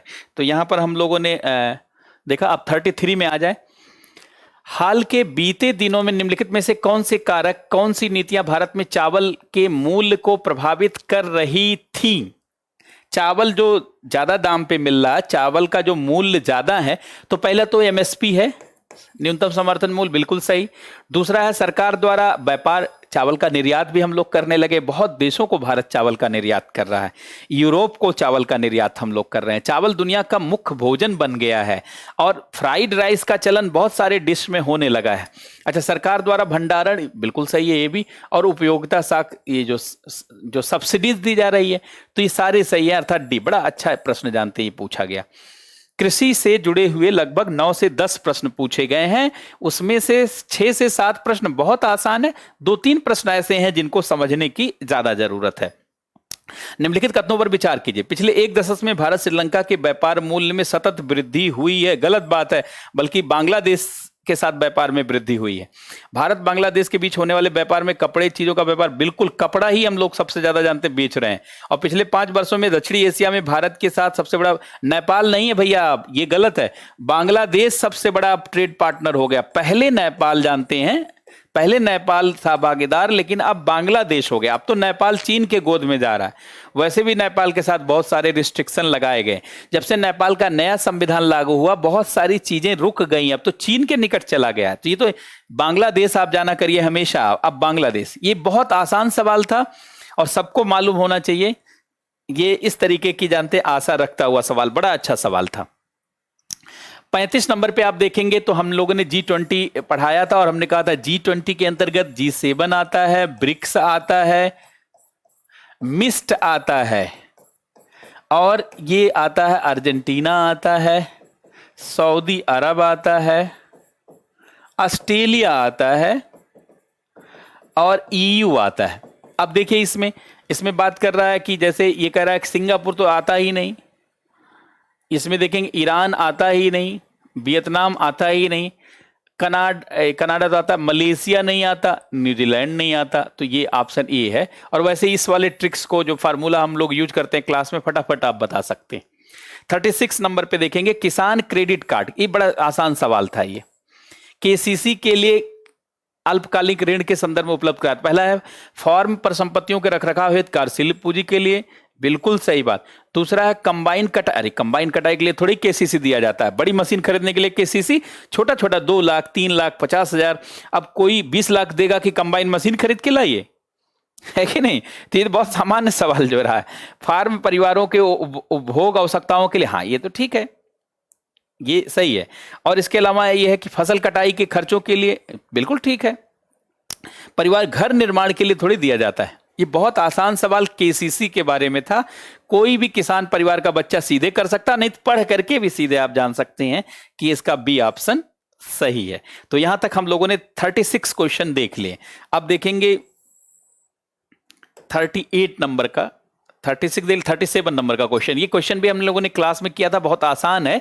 खाद्य पदार्थों का उपभोक्ता मूल्य सूचकांक में भार थोक मूल्य सूचकांक के भार से अधिक है, ये जानते हैं। अब सीपीआई के आधार पे सारा कैलकुलेशन किया जाता है। 2016 से 2021 तक के लिए 4 ± 2 का ये इन्फ्लेशन टारगेटिंग किया गया है। सब सीपीआई आधारित अब है, तो ये तो जानते हैं, पहला सही है। दूसरा डब्ल्यूपीआई सेवाओं के मूल्य में होने वाले परिवर्तन को नहीं पकड़ता, सही बात है। डब्ल्यूपीआई में तो सेवा जोड़ी ही नहीं जाती, जानते, खाली गुड्स जोड़ा जाता है। तीसरा है भारतीय रिजर्व बैंक ने मुद्रास्फीति के मान हेतु प्रमुख नीतियों में, और डब्ल्यूपीआई को कहां अपनाया भैया? डब्ल्यूपीआई जानते हैं 2012 से पहले, मतलब 2011 से जो फोकस रहा। इसके बाद उर्जित पटेल समिति ने जो रिपोर्ट दी, उसके आधार पे 2015 के बाद सीपीआई का पूरा उपयोग किया जा रहा है। और 2016 से 2021 के लिए तो 5 वर्षीय नीति है। ये भी बहुत आसान प्रश्न है, ये ऑप्शन है। अब यहां पे देखेंगे कि नदियां दी गई हैं, कहां गिरती हैं। मेकांग नदी जानते हैं, दक्षिणी पूर्वी एशिया की सबसे बड़ी नदी है। ये दक्षिणी चीन सागर में गिरती, यहां नहीं गिरती, ठीक है। अब देखेंगे, अगर ये पहला आपने काट दिया तो देखिए ये ऑप्शन एलिमिनेट हो गया, ये ऑप्शन एलिमिनेट हो गया। अब 2 ही ऑप्शन ही बचा, एक तीसरा और चौथा। तो तीसरा चौथा तो देखिए, बोलगा नदी कैस्पियन सागर में, बोलगा और यूराल, आप जानते होंगे कि ये बहुत महत्वपूर्ण नदियां हैं। तो बोलगा यूराल कैस्पियन सागर में गिरती ही है। अच्छा, और जाम्बेजी हिंद महासागर में गिरती है, आपने देखा होगा। तो ये अफ्रीका है, और अफ्रीका में बड़ा आसान प्रश्न है, जाम्बेजी इधर आती है, तो ये हिंद महासागर हो गया। तो ये हो गया सी ऑप्शन। ज्योग्राफी में जब हम लोग मैपिंग करते हैं तो ये सब सवाल करते ही करते हैं। निम्नलिखित कथनों पर विचार कीजिए। लिखा है कि सभी अनाज, दालों एवं तिलहनों का न्यूनतम समर्थन मूल्य भारत के किसी भी राज्य में असीमित होता है। अरे भैया, ये कैसे बात कर रहे हो, गलत है। अनाजों एवं दालों का एमएसपी किसी भी राज्य केंद्र शासित में उस स्तर पर निर्धारित किया जाता है जिस स्तर पर बाजार मूल्य कभी नहीं पहुंच पाती, गलत बात है, दोनों गलत है। किसानों को एक समर्थन मूल्य दिया जाता है जिससे उनको नुकसान ना हो और उत्पादन की गतिविधि बना रहे, उत्पादन को लेकर के उत्साह बना रहे, इसको फोकस करके किया जाता है। चौथा नंबर, 40वां नंबर, भारतीय अर्थव्यवस्था के संदर्भ में निम्नलिखित कथनों पर विचार कीजिए। वाणिज्यिक पत्र अल्पकालीन प्रतिभूति रहित वचन पत्र है, ये कह रहा है, बिल्कुल सही है। अल्पकालिक होता है, कोई भी कमर्शियल पेपर ये शॉर्ट टर्म होता है, 1 साल से कम समय के लिए होता है, 1 ईयर से कम समय के लिए होता है, तो बिल्कुल सही है। दूसरा कह रहा है सर्टिफिकेट ऑफ डिपॉजिट भारतीय रिजर्व बैंक द्वारा किसी भी निगम को निर्गत किया जाने वाला दीर्घकालिक कहाँ भाई? और ये कॉल मनी मैंने बहुत बार बताया, कॉल मनी का मतलब है जब बैंक अपने निजी व्यवहार के लिए, आपसी व्यवहार के लिए कोई उधार लेता है एक दिनी आधार पर, तो call money, call market, call rate, ये लगातार पढ़ाया ही जाता है। अच्छा, और चौथा जीरो कूपन बॉन्ड, अनुसूचित बैंकों द्वारा निगमों को निर्गत किया जाने वाला ब्याज सहित अल्पकालिक थोड़ी है, बॉन्ड दीर्घकालिक है, दीर्घकालिक है। बॉन्ड दीर्घकालिक सामान्यतः प्रवृत्ति रखते ही हैं, उसमें कहने की बात ही नहीं, ये गलत हो गया। तो ये सी ऑप्शन इसका हो गया। तो यहां तक हम लोगों ने 40 क्वेश्चन को देख लिया। अब आप देखेंगे 41, भारत में विदेशी निवेश एफडीआई की विशेषता की बात किया है कि भारत में एफडीआई के संदर्भ में लिखित में से कौन सी प्रमुख विशेषता मानी जाती है। पहला लिखा, यह मुख्य मूलतः किसी सूचीबद्ध कंपनी में पूंजीगत साधनों द्वारा किया जाने वाला निवेश है। केवल सूचीबद्ध कंपनी तो शेयर मार्केट में होती है, बात गलत है। फिर लिखा है या मुख्यतः ऋण सृजित ना करने वाले पूंजी, बिल्कुल बात है, ये नॉन डेट होता है, ये इससे कोई ऋण थोड़ी लेना पड़ता है, ये तो गैर ऋण है। तीसरा, यह ऐसा निवेश है जिससे ऋण समायोजन डेट एडजस्टमेंट से कहीं मतलब ही नहीं है। यह विदेशी संस्थागत निवेशकों द्वारा सरकारी नहीं, कहीं भी करिए। ये 93 के बाद तो पूरा एफडीआई की अनुमति हो गई ग्रीनफील्ड और ब्राउनफील्ड में, तो यहां कोई समस्या है नहीं। बहुत आसान प्रश्न था। बी, वर्तमान में भारत के अंतरराष्ट्रीय व्यापार के संदर्भ में लिखित कथनों में से कौन सा कथन सही है? भारत की माल का निर्यात माल के आयात से कम है, ये बात सही है। भारत में ट्रेड डिफिसिट इसीलिए तो है। ट्रेड डिफिसिट क्यों है? भारत का एक्सपोर्ट जो है, भारत का एक्सपोर्ट कम है, इंपोर्ट ज्यादा है, तो ये बात सही है। दूसरा कह रहा है कि भारत के लोहे व इस्पात, रसायन, उर्वरकों और मशीनों के आयात में हाल में कमी आई। कहाँ कमी आई है? हम लोग उर्वरक मंगा ही रहे हैं ज्यादा से ज्यादा, मशीन का भी आयात हम लोग कर ही रहे हैं, तो इसमें कमी नहीं आई है, बल्कि जानते उर्वरक वगैरह में बढ़ गया है। तो ये तो दूसरा सीधे गलत है। भारत में सेवाओं का निर्यात सेवाओं के आयात से अधिक, ये बात सही है। हम लोग सेवा प्रधान अर्थव्यवस्था, सेवाओं का निर्यात, और उसमें आईटी एनेबल्ड सर्विसेज तो मैंने बताया भारत के कुल निर्यात का 1/3 से भी ज्यादा, $105 बिलियन है। और भारत का कुल निर्यात देखेंगे 324 बिलियन डॉलर के आसपास है, तो उसमें 1/3 का निर्यात तो आईटी एनेबल्ड सर्विसेज है, बिल्कुल सही है। और इसके बाद लिखा भारत को कुल मिलाकर व्यापार या चालू खाते का घाटा हो रहा है, बिल्कुल सही बात है, घाटा हो रहा है। यद्यप अब धीरे धीरे घाटा कम हो रहा है, लेकिन हो रहा है घाटा, तो इसलिए इसका डी ऑप्शन हो गया। कभी कभार समाचारों में पाए जाने वाला बेस्ट टैक्सेस, ये तो क्रूड ऑयल से हम लोगों ने क्लास में सीधे किया था, ये ऑप्शन है। WTI क्रूड ऑयल से संबंधित है, ब्रेंट क्रूड और WTI वाला है। अच्छा, भारतीय अर्थव्यवस्था के संदर्भ में निम्नलिखित कथनों में से कौन सा नॉन डेट फाइनेंशियल है, प्रपत्र है, या कौन उससे संबंधित है? तो पहला है परिवारों का बकाया ग्रेड। अगर आप इसको इंग्लिश में पढ़ेंगे तो बहुत आसानी से आपको दिख जाएगा। देखिए यहां पर है, लिखा है कि in the contest of Indian economy non financial debt includes which of the followings. Housing loan जो है, लोन जो है ये नॉन फाइनेंशियल डेट्स के अंतर्गत आता है ये, तो ये जानते हैं, सीधे सही हो गया इसका पहला पार्ट। दूसरा है अमाउंट्स आउटस्टैंडिंग ऑन क्रेडिट, बिल्कुल नहीं। ट्रेजरी बिल, ये सब तो जानते हैं, डेट के अंदर ये भी डेट है और ये भी डेट है, तो ये तो आ ही नहीं सकता। ये भी बहुत आसान प्रश्न था, इसको टफ प्रश्न तो बिल्कुल नहीं माना जा सकता। भारत में क्यों कुछ परमाणु रिएक्टर IAEA सुरक्षा कवचों के अधीन रखे गए जबकि अन्य सुरक्षा के अधीन नहीं रखे जाते हैं? अब देखिए, भारत में जहां से बाहर से यूरेनियम आता है तो वो न्यूक्लियर सेफ गार्ड के अंतर्गत है। जो यूरेनियम देगा वो तो देखेगा ना कि उसका कहीं आप गलत उपयोग तो नहीं कर रहे हैं। जो हम लोगों ने सिविल न्यूक्लियर डील किया उसके अंतर्गत यही प्रावधान बनाए गए कि भारत जो भी आयातित परमाणु सामग्री को जो भी आयात करेगा उसका दुरुपयोग नहीं करेगा, और दुरुपयोग नहीं करने के लिए ही न्यूक्लियर सेफगार्ड का उपाय बनाया गया, IAEA सुरक्षा उपाय। अब कुछ यूरेनियम का प्रयोग करते हैं, अन्य थोरियम का। अच्छा, कुछ आयातित यूरेनियम का प्रयोग करते हैं और कुछ घरेलू आपूर्ति का। बात सही है, ये सीधे, इसमें कुछ करना नहीं, इसको हम लोगों ने पढ़ा भी था। क्योंकि रिएक्टर जानते हैं, बॉइलिंग वाटर रिएक्टर भी है, प्रेशराइज्ड हैवी वाटर रिएक्टर है, और फास्ट ब्रीडर रिएक्टर भी हम लोगों के पास है, लाइट वाटर रिएक्टर है, और advanced heavy water reactor. Reactor के नेचर से तुरंत पता कर लेंगे। अब देखिए, ट्रिम्स से संबंधित बहुत आसान सवाल है। ट्रिम्स आप जानते होंगे WTO 6 समझौतों को कहा जाता है। WTO 6 समझौतों को कहा जाता है। अगर आप देखेंगे, जैसे जो है गैट है, गैट्स है, जी ट्रिम्स है, जी ट्रिप्स है, एग्रीमेंट ऑन एग्रीकल्चर जो लागू नहीं है, मल्टी फाइबर एग्रीमेंट है, उसी में इसने जी ट्रिम्स के बारे में पूछा है और कह रहा है कि व्यापार, ये ट्रिम्स के बारे में कौन सा सही है? विदेशी निवेशकों द्वारा किया जाने वाला आयात पर क्वांटिटेटिव बैरियर निषिद्ध होते हैं, बिल्कुल बात सही है। फिर ये कह रहा है कि ये वस्तुओं और सेवाओं दोनों, सेवा से कोई मतलब ही नहीं है।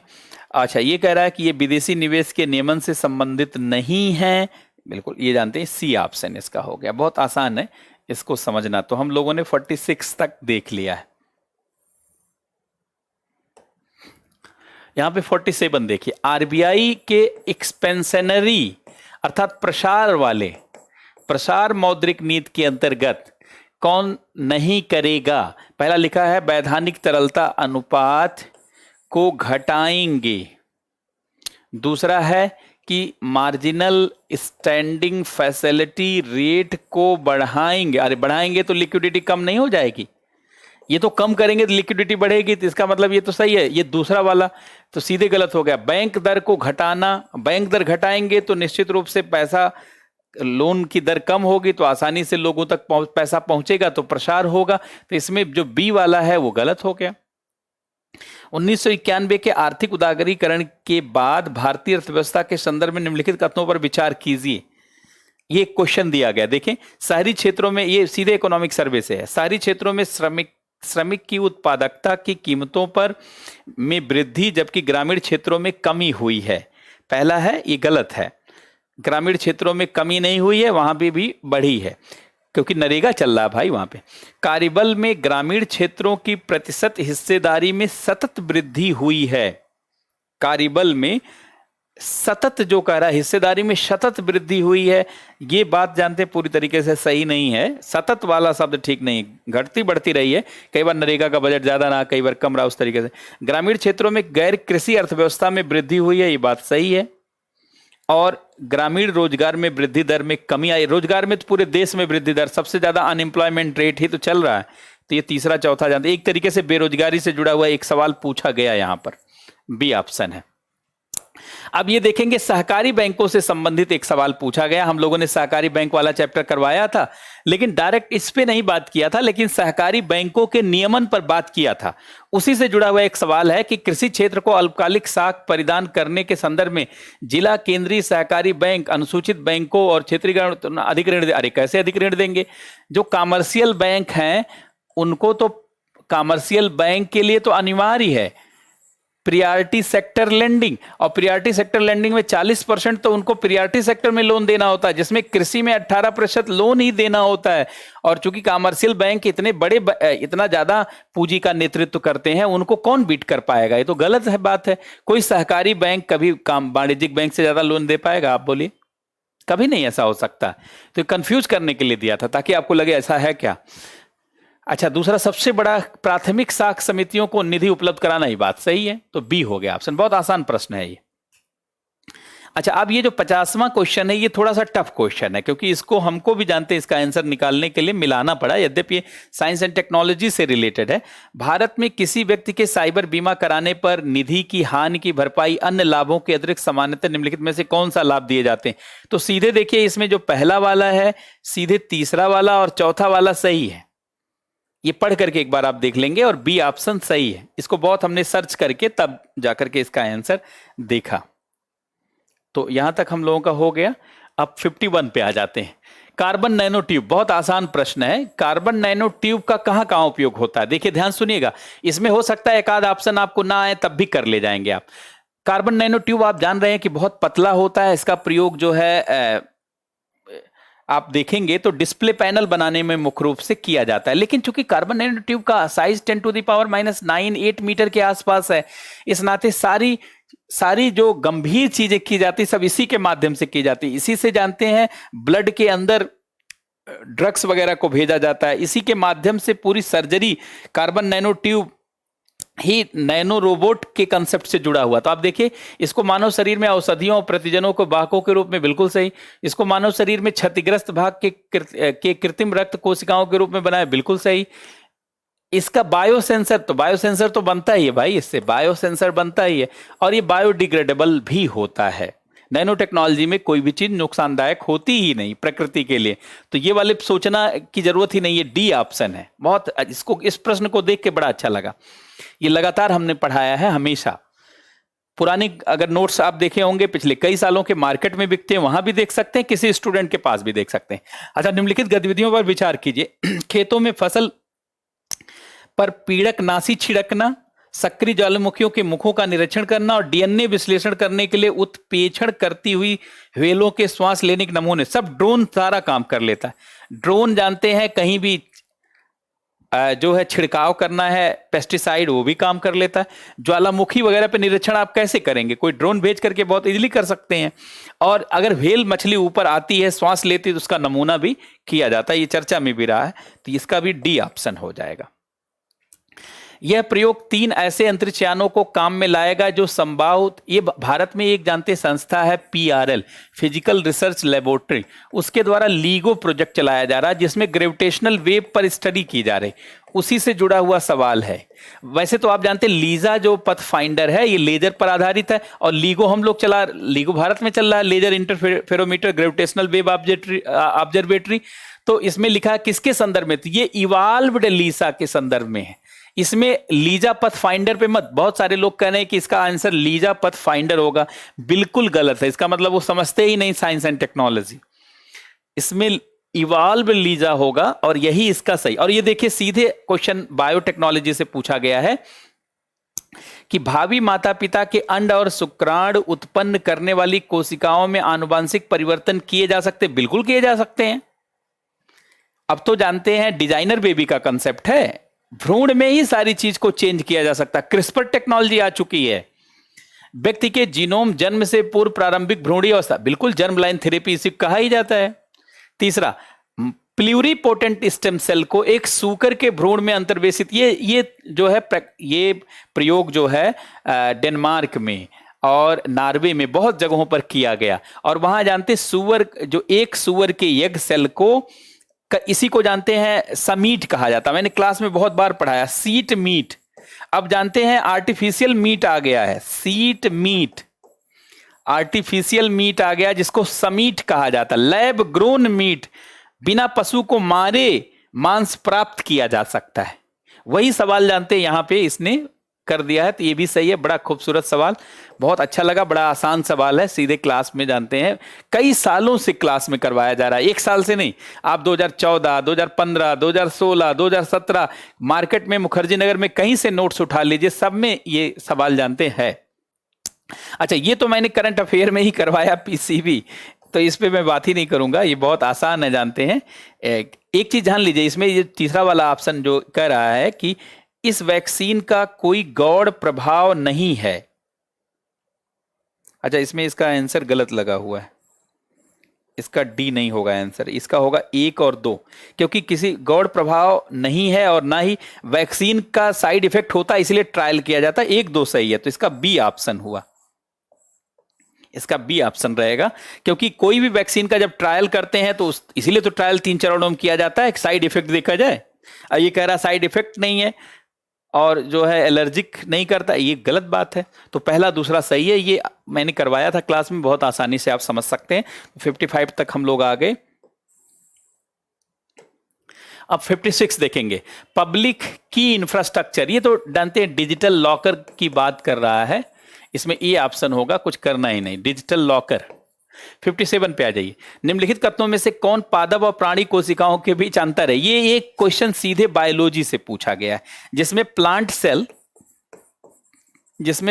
सेल या कह सकते हैं एनसीईआरटी से भी है, एनिमल सेल के अंतर को पूछा गया। आप देखेंगे पहला कह रहा है पादप कोशिकाओं में सेलुलोज कोशिका भित्तियां होती, जबकि प्राणी कोशिकाओं में नहीं होती हैं। पादप कोशिकाओं में सेलुलोज की कोशिका भेद, बात सही है, पादप में सेलुलोज पाया ही जाता है। दूसरा, पादप कोशिकाओं में प्लाज्मा झिल्ली नहीं होती, अरे दोनों में होती है, सीधे गलत। परिपक्व पादप कोशिकाओं में बृहत रसधानी होती, जबकि प्राणी कोशिकाओं में अनेक छोटी, बात सही है। तो पहला तीसरा ये सी, ये तो जानते सबको पता होगा। 58 पर आते हैं, निम्नलिखित में से कौन से कारक बेंजीन प्रदूषण को, सारे जानते, सारे स्वचालित जो है निष्कासित पदार्थ, तंबाकू का धुआं, लकड़ी काटना, रोगन, सारा आप मिला लेंगे सब आता है। घर में जो पेंटिंग की जाती है ना, जो आप सोफा रखते हैं, जो टेबल रखते हैं, उससे भी बेंजीन का प्रदूषण होता है, क्योंकि उस पेंट में जानते हैं बेंजीन है। यदि निकट भविष्य में दूसरा वैश्विक वित्तीय संकट होता है तो निम्नलिखित में से कौन सी कार्य सबसे अधिक, भाई वित्तीय संकट कब आता है? जब पैसे की कमी होगी, जब पैसा कम होगा, अर्थात आपके पास जब मनी कम होगा, मनी जब कम होगा तभी तो संकट आएगा। अर्थात आपके पास जब निवेश कम होगा, एफडीआई कम होगा। अब देख लिया जाए, अल्पकालिक विदेशी ऋण पे निर्भरता, निश्चित रूप से इससे संकट आ सकता है, ये सही है। कुछ और विदेशी बैंकों का प्रारंभ करना, नहीं, विदेशी बैंक अगर आएंगे, इसका भी आंसर यहां पे गलत लगा हुआ है। अल्पकालिक विदेशी ऋणों पर निर्भर ना रहना, यह बिल्कुल सही है। और विदेशी बैंक अगर भारत में आएंगे, तब अगर विदेशी बैंक आएंगे तब तो निवेश बढ़ेगा, दूसरा नहीं होगा, ये गलत है। तीसरा है पूंजी खाते में पूर्व परिवर्तन, ये केवल ए ऑप्शन होगा इसका, ए, इसका ऑप्शन ए होगा। ये संयोग से जानते, टिक करते समय पहले जो लग गया था वो गलत था, क्योंकि अगर विदेशी बैंक आएंगे तो एफडीआई बढ़ा ना, विदेशी बैंक अगर भारत में आएंगे तो एफडीआई बढ़ेगा और पूंजी खाते पे परिवर्तनीयता से चुनौती बढ़ जाएगी। भाई या तो ज्यादा से ज्यादा ऋण लेंगे तो चुनौती, और अगर पूंजी खाता होगा तो क्या होगा, विपरीत समय में लोग पैसा लेके भाग जाएंगे। परिवर्तनीयता नहीं होनी चाहिए, पूर्ण परिवर्तनीयता से पैसा जो आया है, पैसा आउटफ्लो हो जाएगा। अगर कैपिटल आउटफ्लो हो जाएगा तो तुरंत संकट आ गया। ये भी बहुत खूबसूरत प्रश्न कह सकते हैं। अच्छा, ये वाला प्रश्न बहुत आसान है कि जो है डिमांड खाते में 1 लाख की नगद राशि निकालते हैं तो अर्थव्यवस्था में क्या होगा, कोई परिवर्तन नहीं होगा, वो तो अर्थव्यवस्था में है ही है। डी वाला बहुत आसान सवाल पूछ लिया ये। अब देखेंगे 61, भारत के सांस्कृतिक इतिहास के संदर्भ में पारमिता शब्द, फिर बुद्ध जी पे बात आ गई, वही बोधिसत्व वाला, जानते हैं ये सी ऑप्शन है। ये बुद्ध पे बहुत सवाल आया हुआ है, अभी देखिए और भी सवाल मिलेंगे आपको। अच्छा, भारतीय इतिहास के संदर्भ में रखमाबाई मुकदमा किस पर केंद्रित है? तो रखमाबाई पे एक मूवी भी बनी थी, मराठी मूवी थी, और रखमाबाई वैसे जानते हैं पहली प्रैक्टिस करने वाली डॉक्टर मानी जाती है। ऐसे डॉक्टर की डिग्री और लोगों ने भी लिया, लेकिन पहली प्रैक्टिस करने वाली डॉक्टर रखमाबाई थी। इनकी बचपन में शादी हो गई थी और बाद में जो है जब ये समझदार हुई तो उन्होंने पति के साथ रहने से इनकार कर दिया। फिर इन्होंने मुकदमा किया, इनके पिता ने मुकदमा किया, अंततः ये केस हार गई। फिर इन्होंने चिट्ठी लिखी महारानी को कि भाई आपके राज्य में क्या स्वतंत्र रहना संभव नहीं है। तब उनके हस्तक्षेप से जो है ये इनके संदर्भ में बहुत सारी चीजें हुई थी, तो उन्हीं के बारे में पूछा था। केंद्रित था महिलाओं के शिक्षा के अधिकार, सहमति आयु। वास्तव में तो इसका दूसरा और तीसरा जानते हैं सही है, तो बहुत करेक्ट देखा जाए तो बी सही है, लेकिन चूंकि महिलाओं के शिक्षा पाने के अधिकार पे भी इन्होंने काम किया था, इसलिए मेरे अनुसार ये सभी आंसर आप मानिएगा।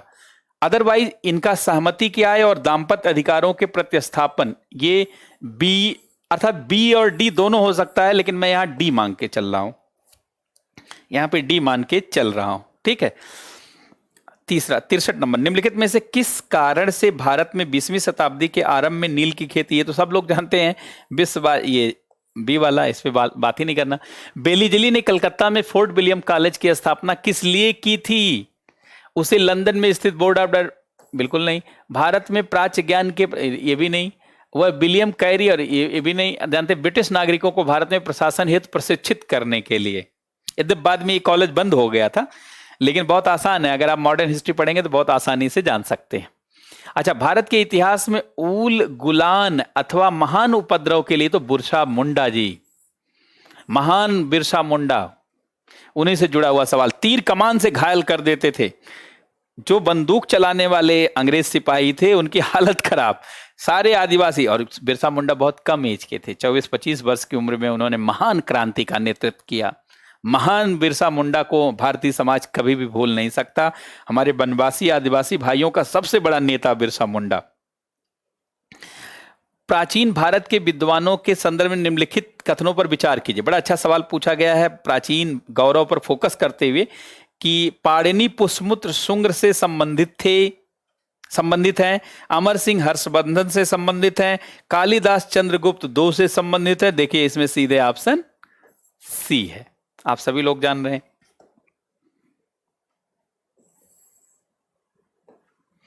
67, मानव प्रजनन तकनीकी प्रो न्यूक्लियर ट्रांसफर, ये तो जानते हैं 3 पेरेंट टेक्नोलॉजी पर से जुड़ा हुआ, 3 पेरेंट टेक्नोलॉजी का प्रश्न है, और इसमें ये सीधे इसका सही आंसर है। 3 पेरेंट टेक्नोलॉजी को ध्यान देंगे, सीधे क्वेश्चन से। आर्टिफिशियल इंटेलिजेंस में सारा सही है, क्योंकि एआई का प्रयोग करेंगे तो स्मार्ट मशीन बनाई जा सकती है, स्मार्ट मशीन सेंसर बेस्ड हो सकती है, तमाम ऐसे सॉफ्टवेयर, मशीन लर्निंग हो सकती है, जरूरत होगी चीजें चलेंगी बंद हो जाएंगी पहला से ही। ये तमाम कहानी भाई, तमाम टेक्स्ट बनाया जा सकता है, कहानी का एआई से तो कुछ भी किया जा सकता है ना, किसी चीज को गीत में बदला जा सकता है, किसी को टेक्स्ट में बदला जा सकता है, किसी को कुछ। अगर मान लीजिए एआई का ज्यादा विकास हो जाएगा, आप हमसे प्रश्न पूछेंगे और आपको समझ में नहीं आ रहा, एआई क्या करेगा, उसको कविता में बदल करके जवाब दे देगा, कहानी में बदल करके जवाब दे देगा। रोगों का डायग्नोसिस में तो एआई की बहुत बड़ी भूमिका है, टेक्स्ट में परिवर्तित करना, जो ये भी इसमें भी जानते हैं, बेतार वाले में भी, तो सारा सही है, बहुत आसान प्रश्न है ये। अच्छा, एक जो है ऑप्टिकल फाइबर वाला क्वेश्चन आया, जो सीधे नहीं पूछ करके पूछा गया है, विजुअल लाइट। अब आप सभी लोग जानते हैं ऑप्टिकल फाइबर में, ध्यान सुनिएगा, ऑप्टिकल फाइबर में ही तो लाइट सिग्नल होता है, और किस में लाइट सिग्नल होता है? लाइट सिग्नल ऑप्टिकल फाइबर में होता है। और भारत में जो किया जा रहा है उसके संदर्भ में देखिए है ये इसी के बीच, क्योंकि 400 से 800 के बीच होता है,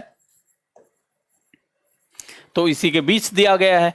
दूसरा जानते हैं ये गलत है। तीसरा, ब्लूटूथ की तुलना में डेटा का, अरे बहुत ज्यादा, इसकी कोई तुलना है क्या?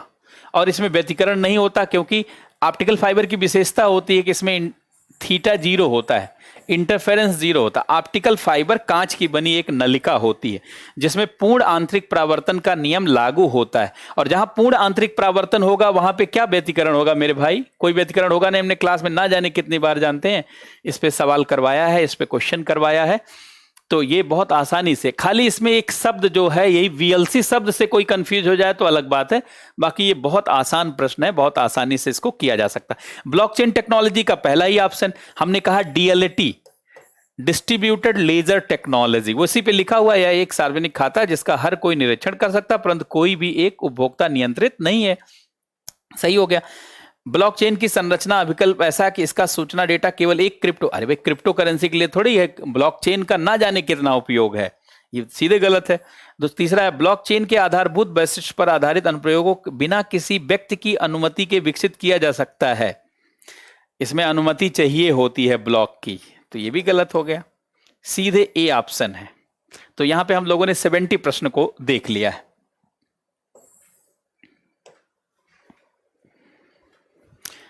अब देखेंगे 71, ये जो है इतिहास के संदर्भ में है कि औरंग राजकोष का प्रभारी बैनिया, ये जानते हो वही बनिया जिसको हम लोग कहते हैं, बनिया या अग्रवाल या समाज जिसको भी हम लोग कहते हैं ना, बैस वर्ग, वही बनिया है ये। औरंग राजकोष का प्रभारी, बैनियान ईस्ट इंडिया कंपनी का भारतीय एजेंट, तो ये तो जानते नहीं था, ये दोनों सही है, ये तो सीधे आप पकड़ सकते हैं। भारत के धार्मिक इतिहास के संदर्भ में निम्नलिखित कथनों पर विचार कीजिए। ये बड़ा टफ वैसे जानते हैं सवाल माना जा सकता है, लेकिन है कि जिसकी बौद्ध धर्म के बारे में समझ क्लियर है आसानी से कर लेगा वो। तो ये लोकोत्तरवादी बौद्ध महासंदिग्ध शाखा थी और ये थी वो थी, तो ये सीधे। निम्नलिखित में से कौन सा कथन औद्योगिक क्रांति के द्वारा 19वीं शताब्दी के पूर्वार्ध, 19वीं शताब्दी की बात कर रहा, 19वीं शताब्दी का मतलब इतने से लेके इतने के बीच में, ये बहुत अच्छा क्वेश्चन है। भारतीय दस्तकारी उद्योग नष्ट हो गए थे, हाँ ठीक। भारत के बस उद्योग में मशीनों की संख्या में मशीन कहां प्रयोग हुआ था भारत में? इस दौर में मशीन का प्रयोग ही नहीं था, इसके बाद वाले में हुआ था। देश के अनेक भागों में रेलवे लाइन बिछाई गई थी। रेलवे लाइन कहां बिछाई गई थी? रेलवे लाइन तो ठाणे में सबसे पहले 1853 में शुरू हुई, वो तो 1900 के बाद रेल लाइन ज्यादा तेजी से बिछाई गई। ब्रिटिश उत्पादन के आयात पर शुल्क कहाँ, ब्रिटिश अपने ही आयात पर काहे शुल्क लगाएंगे? वही तो हम लोगों की मांग थी, वो लगा ही नहीं रहे थे, बल्कि नरम पंथ की मांग यही थी कि जो है इंपोर्ट ड्यूटी बढ़ाइए, वो लगा ही नहीं रहे थे। तो ये जो है ऑप्शन हो गया इसका, दस्तकारी उद्योग नष्ट हो गए थे। अच्छा, भारत के इतिहास के संदर्भ में निम्नलिखित घटनाओं पर विचार किया। राजा भोज के अधीन प्रतिहारों का उदय, महेंद्र वर्मन प्रलव सत्ता का प्रत्यक्ष। इसमें अगर आप जानते हैं, अगर आपको क्रोनोलॉजी याद होगी तो बहुत आसानी से आप कर ले जाएंगे। देखिए चोल जो सत्ता है, देखिए चोलों का है, ये जानते हैं, आप सभी को मालूम है सबसे लास्ट में आएगा, उस हिसाब से आप कर सकते हैं, लेकिन एक दो आपको और मालूम होना चाहिए तभी इसको करना आसान है।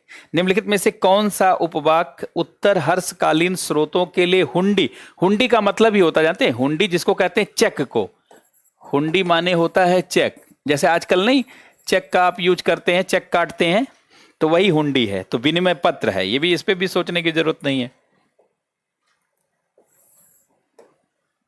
76 स्वतंत्रता संग्राम के समय लिखी गई सखा राम गणेश देवसर की पुस्तक। बाप रे बाप, ये बड़ा टफ है, जानते हैं। ये किताब कोई जरूरी नहीं कि लोग पढ़े हों। देसेर कथा के संदर्भ में विचार कीजिए। इसका आंसर निकालने के लिए बड़ी मेहनत करनी पड़ी, मिलाना पड़ा। ये ऑप्शन है इसका। अच्छा, ये 77 देखिए 20 से 22 प्रश्न ऐसे थे जो टफ थे, जिनमें कुछ प्रश्नों का तो आंसर गूगल कर करके जानते हैं निकालना पड़ा है। वो कितना भी अच्छा है जानते कोई टीचर, मैंने बताया ना, करीब 3 से 4 प्रश्न ऐसे थे जो मुझे बहुत दिमाग लगाने के बाद भी नहीं आ रहे थे, और उसमें 2-3 का तो लास्ट तक निकला ही नहीं आंसर, गूगल करना पड़ा जो है। गांधी इरविन समझौते में क्या था, तो राउंड टेबल कॉन्फ्रेंस में भाग लेने, निश्चित रूप से दूसरे गोलमेज में। फिर था कि असहयोग आंदोलन के संदर्भ में जारी अध्यादेश, बिल्कुल सही था। पुलिस की जातियों की जांच हेतु गांधी जी ने सुझाव की स्वीकृति, ये तो नहीं था, नहीं तो भगत भगत सिंह को फायदा हो गया होता। केवल उन्हीं कैदियों की रिहाई जिन पर हिंसा, हाँ ये था। तो ये हो गया जानते हैं बी वाला ऑप्शन। ये बहुत आसान प्रश्न है। अस्पृश्य समुदाय के लोगों को लक्षित कर प्रथम मासिक पत्रिका बिटाल विध्वंसक, ये तो यही है, इनका प्रकाशित की गई थी। ये भी थोड़ा जनरल रूटीन में रहने वाला कंटेस्ट नहीं है, जो विशेष पढ़ाई करते हैं वही कर पाएंगे। भारत के इतिहास के संदर्भ में कुलावाप और द्रोणवाप संदर्भ भूमाप का है।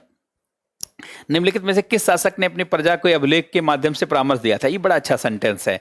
अशोक के बारे में मेंस में भी लगातार सवाल आ रहा है, प्रीलिम्स में भी आ रहा है। कोई भी व्यक्ति जो अपने संप्रदाय को महिमा मंडित करने की दृष्टि से अपने धार्मिक संप्रदाय की प्रशंसा करता है और अपने संप्रदाय के प्रति अत्यधिक भक्ति के कारण अन्य संप्रदायों की निंदा करता, सोचिए यहां पर सहिष्णुता का भाव कितना बेहतरीन बात है कि अपने धर्म को मानिए लेकिन दूसरे धर्म को प्रताड़ित मत करिए। यह बात अशोक ने लिखवाया था। अशोक बाद में बहुत उदार हो गया था। अशोक से जुड़ा हुआ सवाल जानते हैं यूपीएससी में हिट हो गया, अब रहता ही रहता है। पॉलिटी, जिसका सबसे आसान जानते हैं, इस बार के क्वेश्चन पेपर में सबसे आसान पार्ट पॉलिटी, राजा देखिएगा। संसदीय व्यवस्था वाली सरकार वह होती, देखिए कितना आसान है। संसदीय व्यवस्था वाली सरकार, संसद के सभी राजनीतिक दलों को सरकार, अरे सभी राजनीतिक दल को कैसे सरकार में प्रतिनिधित्व होगा? जो बहुमत वाला दल होगा उसका सरकार बनेगी। पहला गलत। सरकार संसद के प्रति उत्तरदायी, हाँ। संसदीय शासन प्रणाली का मतलब है सरकार अपने हर निर्णयों के लिए संसद के प्रति जिम्मेदार होगी, एकदम बी ऑप्शन। अच्छा, सरकार लोगों के द्वारा निर्वाचित होती है और उसके लोगों द्वारा निर्वाचित होती है लेकिन हटाई नहीं जाती है, हटाई नहीं जाती है। सरकार तो लोगों द्वारा निर्वाचित नहीं होती, पार्टियां निर्वाचित होती हैं, बहुमत प्राप्त दल निर्वाचित होता है। इसके अलावा लोकसभा में जिस दल का बहुमत होता है उससे सरकार निर्वाचित, ये सेंटेंस गलत है। सरकार के द्वारा सरकार संसद द्वारा चुनी जाती, बिल्कुल सही, किंतु निर्धारित समयावधि के पूर्ण होने से पूर्व हटाई नहीं करे, कभी हटाई जा सकती है, ये बात गलत है। बहुत आसान सवाल। भारत के संविधान में वेलफेयर, हमेशा मैं बात करता रहता हूं, भारत एक कल्याणकारी राज्य होगा। आर्टिकल 38 ये नीति निर्देशक तत्वों का है कि भारत एक कल्याणकारी राज्य होगा। हमारे क्लास की शुरुआत इसी सेंटेंस के साथ होती है हमेशा, तो बहुत आसान सवाल। तीसरा है कि कथनों पर विचार कीजिए। भारत के संविधान में मूल ढांचे को संघवाद, पंथ निरपेक्षता, मूल अधिकारों तथा लोकतंत्र के रूप में परिभाषित करता है। भारत के संविधान में मूल ढांचा है ही नहीं। केशवानंद भारती मामले में मूल ढांचा आया था। भारत का संविधान अपने मूल ढांचे को संघवाद, पंथ निरपेक्षता, मूल अधिकार, लोकतंत्र की परिभाषा कहीं दी ही नहीं गई है मूल ढांचा की। ये तो केशवानंद भारती केस में मूल ढांचे का कंसेप्ट आया और बाद में समय समय पर उसको सुप्रीम कोर्ट डिफाइन करता रहता है। भारत का संविधान नागरिकों की स्वतंत्रता तथा उन आदेशों जिन पर संविधान आधारित है कि न्यायिक हाँ, ये बात सही है, तो इसमें भी ऑप्शन न्यायिक पुनरावलोकन का मतलब ही यही है। गांधीवाद और मार्क्सवाद के बीच एक बड़ी अच्छा, ये प्रश्न मुझे बहुत अच्छा लगा और बहुत ही आसान भी है कि गांधीवाद क्या है और मार्क्सवाद क्या है। गांधी और मार्क्स में तो कोई समानता थी ही नहीं, लेकिन क्या समानता की है? देखिए, वर्ग संघर्ष गांधी नहीं विश्वास करते, निजी संपत्ति समाप्ति गांधी नहीं विश्वास कर, आर्थिक नियतवाद गांधी नहीं विश्वास करते, एक अंतिम लक्ष्य के रूप में राज्य विहीन। वैसे तो गांधी जी राज्य विहीन समाज नहीं चाहते थे, हाँ, लेकिन चूंकि गांधी जी का फोकस था पंचायती राज पर, तो उनका ज्यादा था कि भाई पंचायत ही नियंत्रण करे, तो इस नाते ए ऑप्शन को इसमें सबसे सही। बाकी तो जानते हैं सारा एक्सट्रीम स्टेटमेंट है। गांधी जी किसी भी एक्सट्रीम बात पर विश्वास ही नहीं करते थे, समन्वयवादी थे गांधी जी, इसलिए बहुत फेमस हुए। भारत के संदर्भ में नौकरशाही का निम्नलिखित में से कौन सा उपयुक्त चरित्र चित्रण है? संसदीय लोकतंत्र की व्याप्ति को विस्तार देने वाला। संसदीय लोकतंत्र को थोड़ा ही बढ़ाता है ये। संघीय ढांचे को सुदृढ़ करने वाला, गड़बड़ है। राजनीतिक स्थायित्व के लिए ये सबसे आसान जानते हैं, सही इसका आंसर है।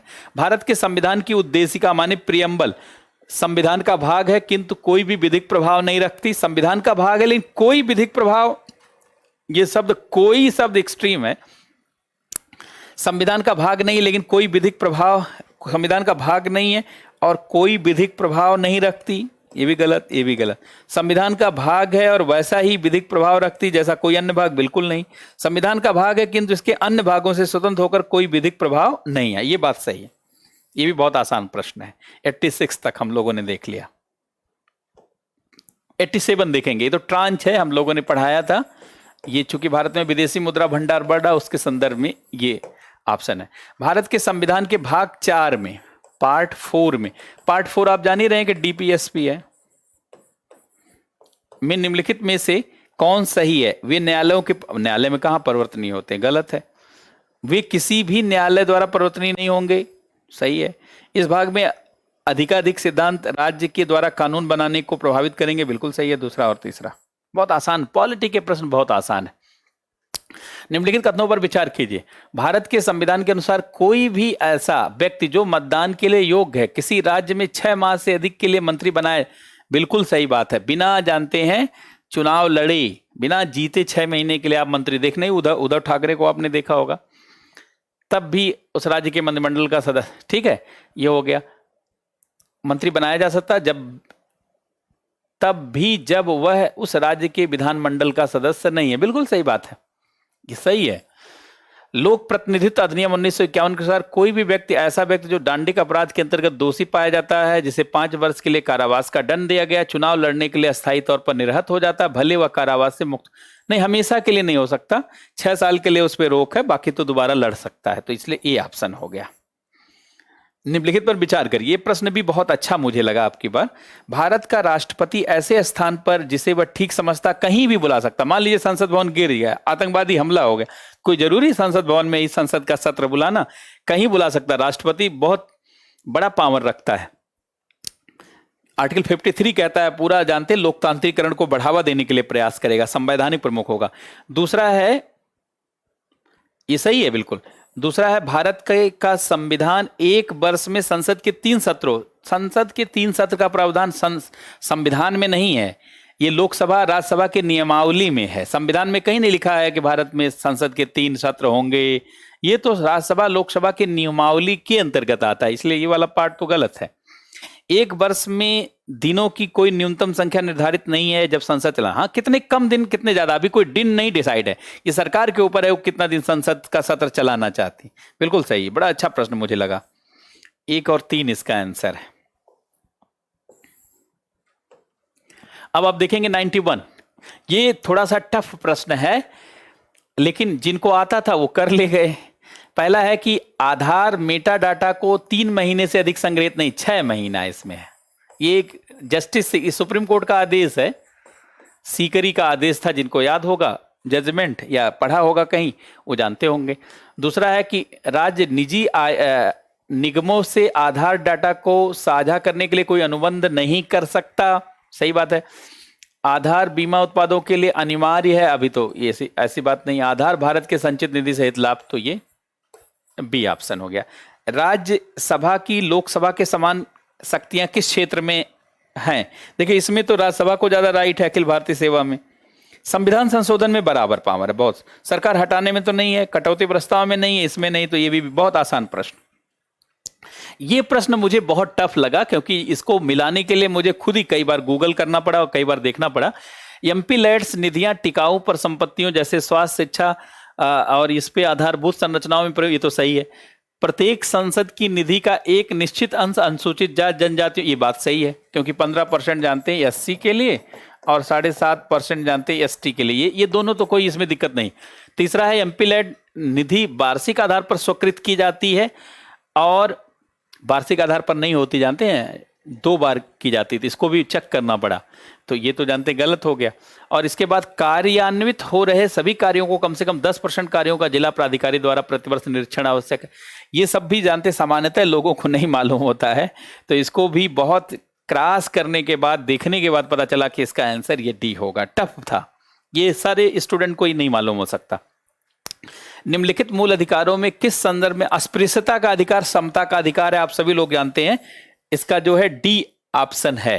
अच्छा, 95 में न्यायपालिका कार्यपालिका से पृथक्करण नीति निदेशक आर्टिकल 50 है, ये आर्टिकल 50 है और नीति निदेशक तत्वों के अंतर्गत है। जरा 1 मिनट रुकेंगे आप।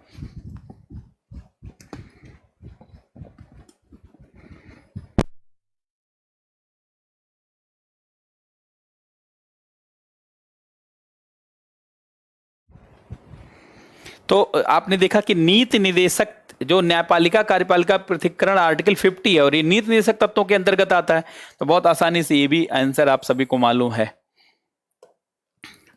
अब 96 पे देखिए, वित्त मंत्री संसद में बजट प्रस्तुत करते समय उसके साथ अन्य प्रलेख भी प्रस्तुत करते हैं, जिसमें ये मैक्रो इकोनॉमिक फ्रेमवर्क, ये FRBM एक्ट का पार्ट है। ये FRBM एक्ट 2003 का पार्ट है। बड़ा अच्छा प्रश्न था, इसको मैंने करवाया भी था। 97 परिभाषा से संवैधानिक अधिकार का अर्थ है, परिभाषा से संवैधानिक सरकार का अर्थ है विधानमंडल द्वारा सरकार, लोकप्रिय सरकार, बहुदलीय सरकार, सीमित लिमिटेड गवर्नमेंट। 98 मूल अधिकारों के अतिरिक्त भारत के संविधान में निम्नलिखित में से कौन सा भाग मानव अधिकारों के घोषणा? ये United nation declaration on human right 1948 कहां कहां पे? उद्देशिका में सामाजिक न्याय आर्थिक न्याय की बात है, सही है। दूसरा वाला भी सही है। और फंडामेंटल ड्यूटी वाला जानते जो पार्ट है, इसमें नहीं, इसमें कहीं न्याय की बात नहीं की गई है, इसमें कहीं उस तरीके की बात नहीं की गई। तो पहला दूसरा जानते हैं इसका सही पार्ट। भारत में विधिक सेवा प्रदान करने वाले प्राधिकरण निम्नलिखित में से किस प्रकार के नागरिकों को निःशुल्क विधिक सेवाएं प्रदान करते हैं? ये क्वेश्चन जानते हैं अपने आप में इसका कोई आंसर सही नहीं है, क्योंकि हर राज्य में अलग अलग है। 1 लाख से कम आय वाले व्यक्ति को 2 लाख से, अब दिल्ली में देखेंगे 2 लाख से कम है, तो इसलिए जानते हैं इसका कोई आंसर यहां पर नहीं आ रहा है। अब इसमें तो अगर देखा जाए तो हर राज्य का अलग अलग क्राइटेरिया है, कोई एक क्राइटेरिया तो है नहीं कि जिसके आधार पर बोल दिया जाए। तो इस नाते जानते हैं ये सही नहीं है, इसमें कोई आंसर सही आ नहीं रहा मिलाने पे। और अगर ये आप देखेंगे तो यहाँ पे अल्मा आटा घोषणा, ये स्वास्थ्य की देखभाल से संबंधित है, बिल्कुल सही है। अच्छा, आप देखेंगे यहाँ पर जो है हेग समझौता जो है, हेग समझौता ये इससे जुड़ा हुआ नहीं है बल्कि बाल इससे है। अच्छा, अगर ये तालानोवा देखेंगे तो ये है तालानोवा समझौता, जानते हैं फिजी के निकट जो हुआ था, यदि पूरा नहीं हुआ तो ये जानते हैं इसका सी ऑप्शन है। तो इस तरीके से आप पूरे क्वेश्चन पेपर को देख सकते हैं कि क्वेश्चन पेपर में इस तरीके के प्रश्न थे और इन प्रश्नों के माध्यम से बहुत आसानी से बताया जा सकता है कि जो है अब की बार का पेपर जानते बहुत कठिन भी नहीं है, बहुत कठिन नहीं और बहुत आसान नहीं, ये दोनों नहीं, मॉडरेट मध्यम स्तर का पेपर है, मध्यम स्तर का पेपर है। लेकिन जो मध्यम स्तर का है इसमें जो 34 क्वेश्चन, 34 से 35 क्वेश्चन ही आसान हैं, इस नाते ये वाले प्रश्न हो सकता है बहुत सारे लोग कर ले जाएं। इसके बाद 20 से 22 प्रश्न बहुत टफ है, मानते हैं कि वो कोई नहीं कर पाएगा। तो ऐसी स्थिति में 30-35 प्रश्न बचे, बाकी जो जिसमें थोड़ा सा प्रयास करके या थोड़ा दिमाग लगा के आंसर निकाला जा सकता है। तो ऐसी स्थिति में माना जाता है कि मान लीजिए 15 से 18 क्वेश्चन लोग निकाल पाएंगे। इसलिए इस बार मेरिट जो है वो ये मान के चलें कि 46 से लेकर के मेरे अनुसार 50 के बीच में रहना चाहिए। ज्यादा सही अगर आप पूछे कितना रहना चाहिए तो 46-47 के आसपास मेरिट होनी चाहिए, लेकिन एक रेंज में लेकर के चलते हैं 46 से लेकर के 50। बहुत नीचे भी मेरिट नहीं आएगी क्योंकि लगातार फाइट बढ़ती जा रही है, लगातार प्रतिस्पर्धा बढ़ती जा रही है। अब आप सोचें कि 44, 42, 40, कई लोग कह रहे थे कि 80-85 क्वेश्चन पे हो जाए। जनरल के लिए जो मेरिट रहेगी वो 46 से ऊपर ही रहनी चाहिए। जो मेरा अनुमान है, जहां तक मेरा अनुभव है, तो आप अगर इस रेंज में हैं तो अपने को सेफ मान सकते हैं, और 50 से ऊपर है तो पूरा सेफ है। मेंस की तैयारी करिए। अगर इससे नीचे हैं तो आपको अपनी तैयारी को पुनः एक बार जानते हैं बहुत अच्छे से करनी होगी। जब बहुत बेहतर तैयारी रखेंगे तो आपको कभी भी कोई डर नहीं लगेगा, बहुत आसानी से प्रश्नों को कर ले जाएंगे। जिन लोगों को मैंने इकोनॉमी पढ़ाया या साइंस एंड टेक्नोलॉजी पढ़ाया या आईआर का जो है क्लास पढ़ाया या ज्योग्राफी पढ़ाया, या बहुत सारे जानते हैं बच्चों को हमने बहुत फाउंडेशन बैच भी 2-3 साल पहले बहुत पढ़ाया था, उन सारे बच्चों के लिए ये प्रश्न बहुत आसान है। क्योंकि जो प्रश्न इनमें से अधिकतर प्रश्नों को तो मैं क्लास में बोलता रहता हूं और उन पर बातचीत करता रहता हूं। अगर वही प्रश्नों को की आप संख्या देखिए तो आसानी से 10-12 प्रश्न तो खाली जो बातचीत की जाने वाली, जैसे कि भारत कल्याणकारी राज्य होगा, ये सीधे प्रश्न जानते हैं वहीं से जुड़ा हुआ है, या सेपरेशन होगा जो है, वो सारे प्रश्न जानते हैं वहां से जुड़ा हुआ है। डिग्निटी ऑफ लाइफ, जीवन गरिमामय होगा, रोटी कपड़ा मकान पढ़ाई दवाई बैंडविड्थ की बात मैं करता रहता हूं, सीधे सवाल पूछा गया है। तो इस तरीके से प्रश्नों को आप देख सकते हैं। अगर आप पूछिए तो इसमें हिस्ट्री का प्रश्न थोड़ा सा टफ है। इकोनॉमी के 20 से 30% प्रश्न जो है थोड़ा सा टफ है। साइंस एंड टेक्नोलॉजी के भी लगभग 30 से 35 प्रश्न जो है वो टफ है। इन्वायरमेंट इकोलॉजी का 40% प्रश्न थोड़ा सा टफ है। कुल मिला जुला करके देखा जाए तो पेपर मध्यम आकार का है, और जिन्होंने सालों भर पढ़ाई की है उनके लिए जानते हैं ये प्रश्न पत्र पूरा आसान रहा है और वो बहुत आसानी से इसको कर गए। लेकिन जिनका प्रश्न पत्र खराब हुआ है, जिनका पेपर अच्छा नहीं हुआ है, वो घबराएंगे नहीं। जीवन में बदलाव लाने के लिए जब भी आप ठान लेंगे तो निश्चित रूप से बदलाव होगा। परिश्रम सौभाग्य की जननी है। सही दिशा में और सही मेहनत अगर आप करते हैं तो निश्चित रूप से आपका परिणाम आपके अनुकूल होगा, भविष्य आपके अनुकूल होगा। कभी घबराना नहीं है। हमेशा जीवन में संभावनाएं होती हैं, किसी भी चीज से निराश नहीं होना है, कोई नकारात्मक डिसीजन नहीं लेना है। हमेशा भविष्य को देखते हुए एक रचनात्मक और एक सकारात्मक दिशा हमेशा तय करनी है। जिंदगी आपको मिली है, इसका बेहतर उपयोग करिए। बेहतर जब तक आप परिणाम में नहीं, जब तक बदल जाता है आपका परिश्रम, अर्थात परिश्रम को परिणाम में बदलिए, संकल्प को सिद्धि में बदलिए। नहीं तो तब तक अपने जीवन का क्षण क्षण और शरीर का कण कण लगा दीजिए परिवर्तन के लिए। मेरा मानना है निश्चित रूप से आप सफल होंगे। तो जिनका पेपर खराब हुआ है, सबसे पहले उनसे मेरा अनुरोध है, घबराएंगे नहीं, दोबारा तैयारी शुरू कर दें। आज से ही तैयारी शुरू कर दें और लग जाएं अगले एग्जाम के लिए। उसकी भी डेट आ चुकी है। तो आप सभी लोगों को बहुत बहुत धन्यवाद। आप सभी लोगों को मेरा बहुत बहुत नमस्कार। आप सभी लोगों को मेरा बहुत बहुत प्रणाम।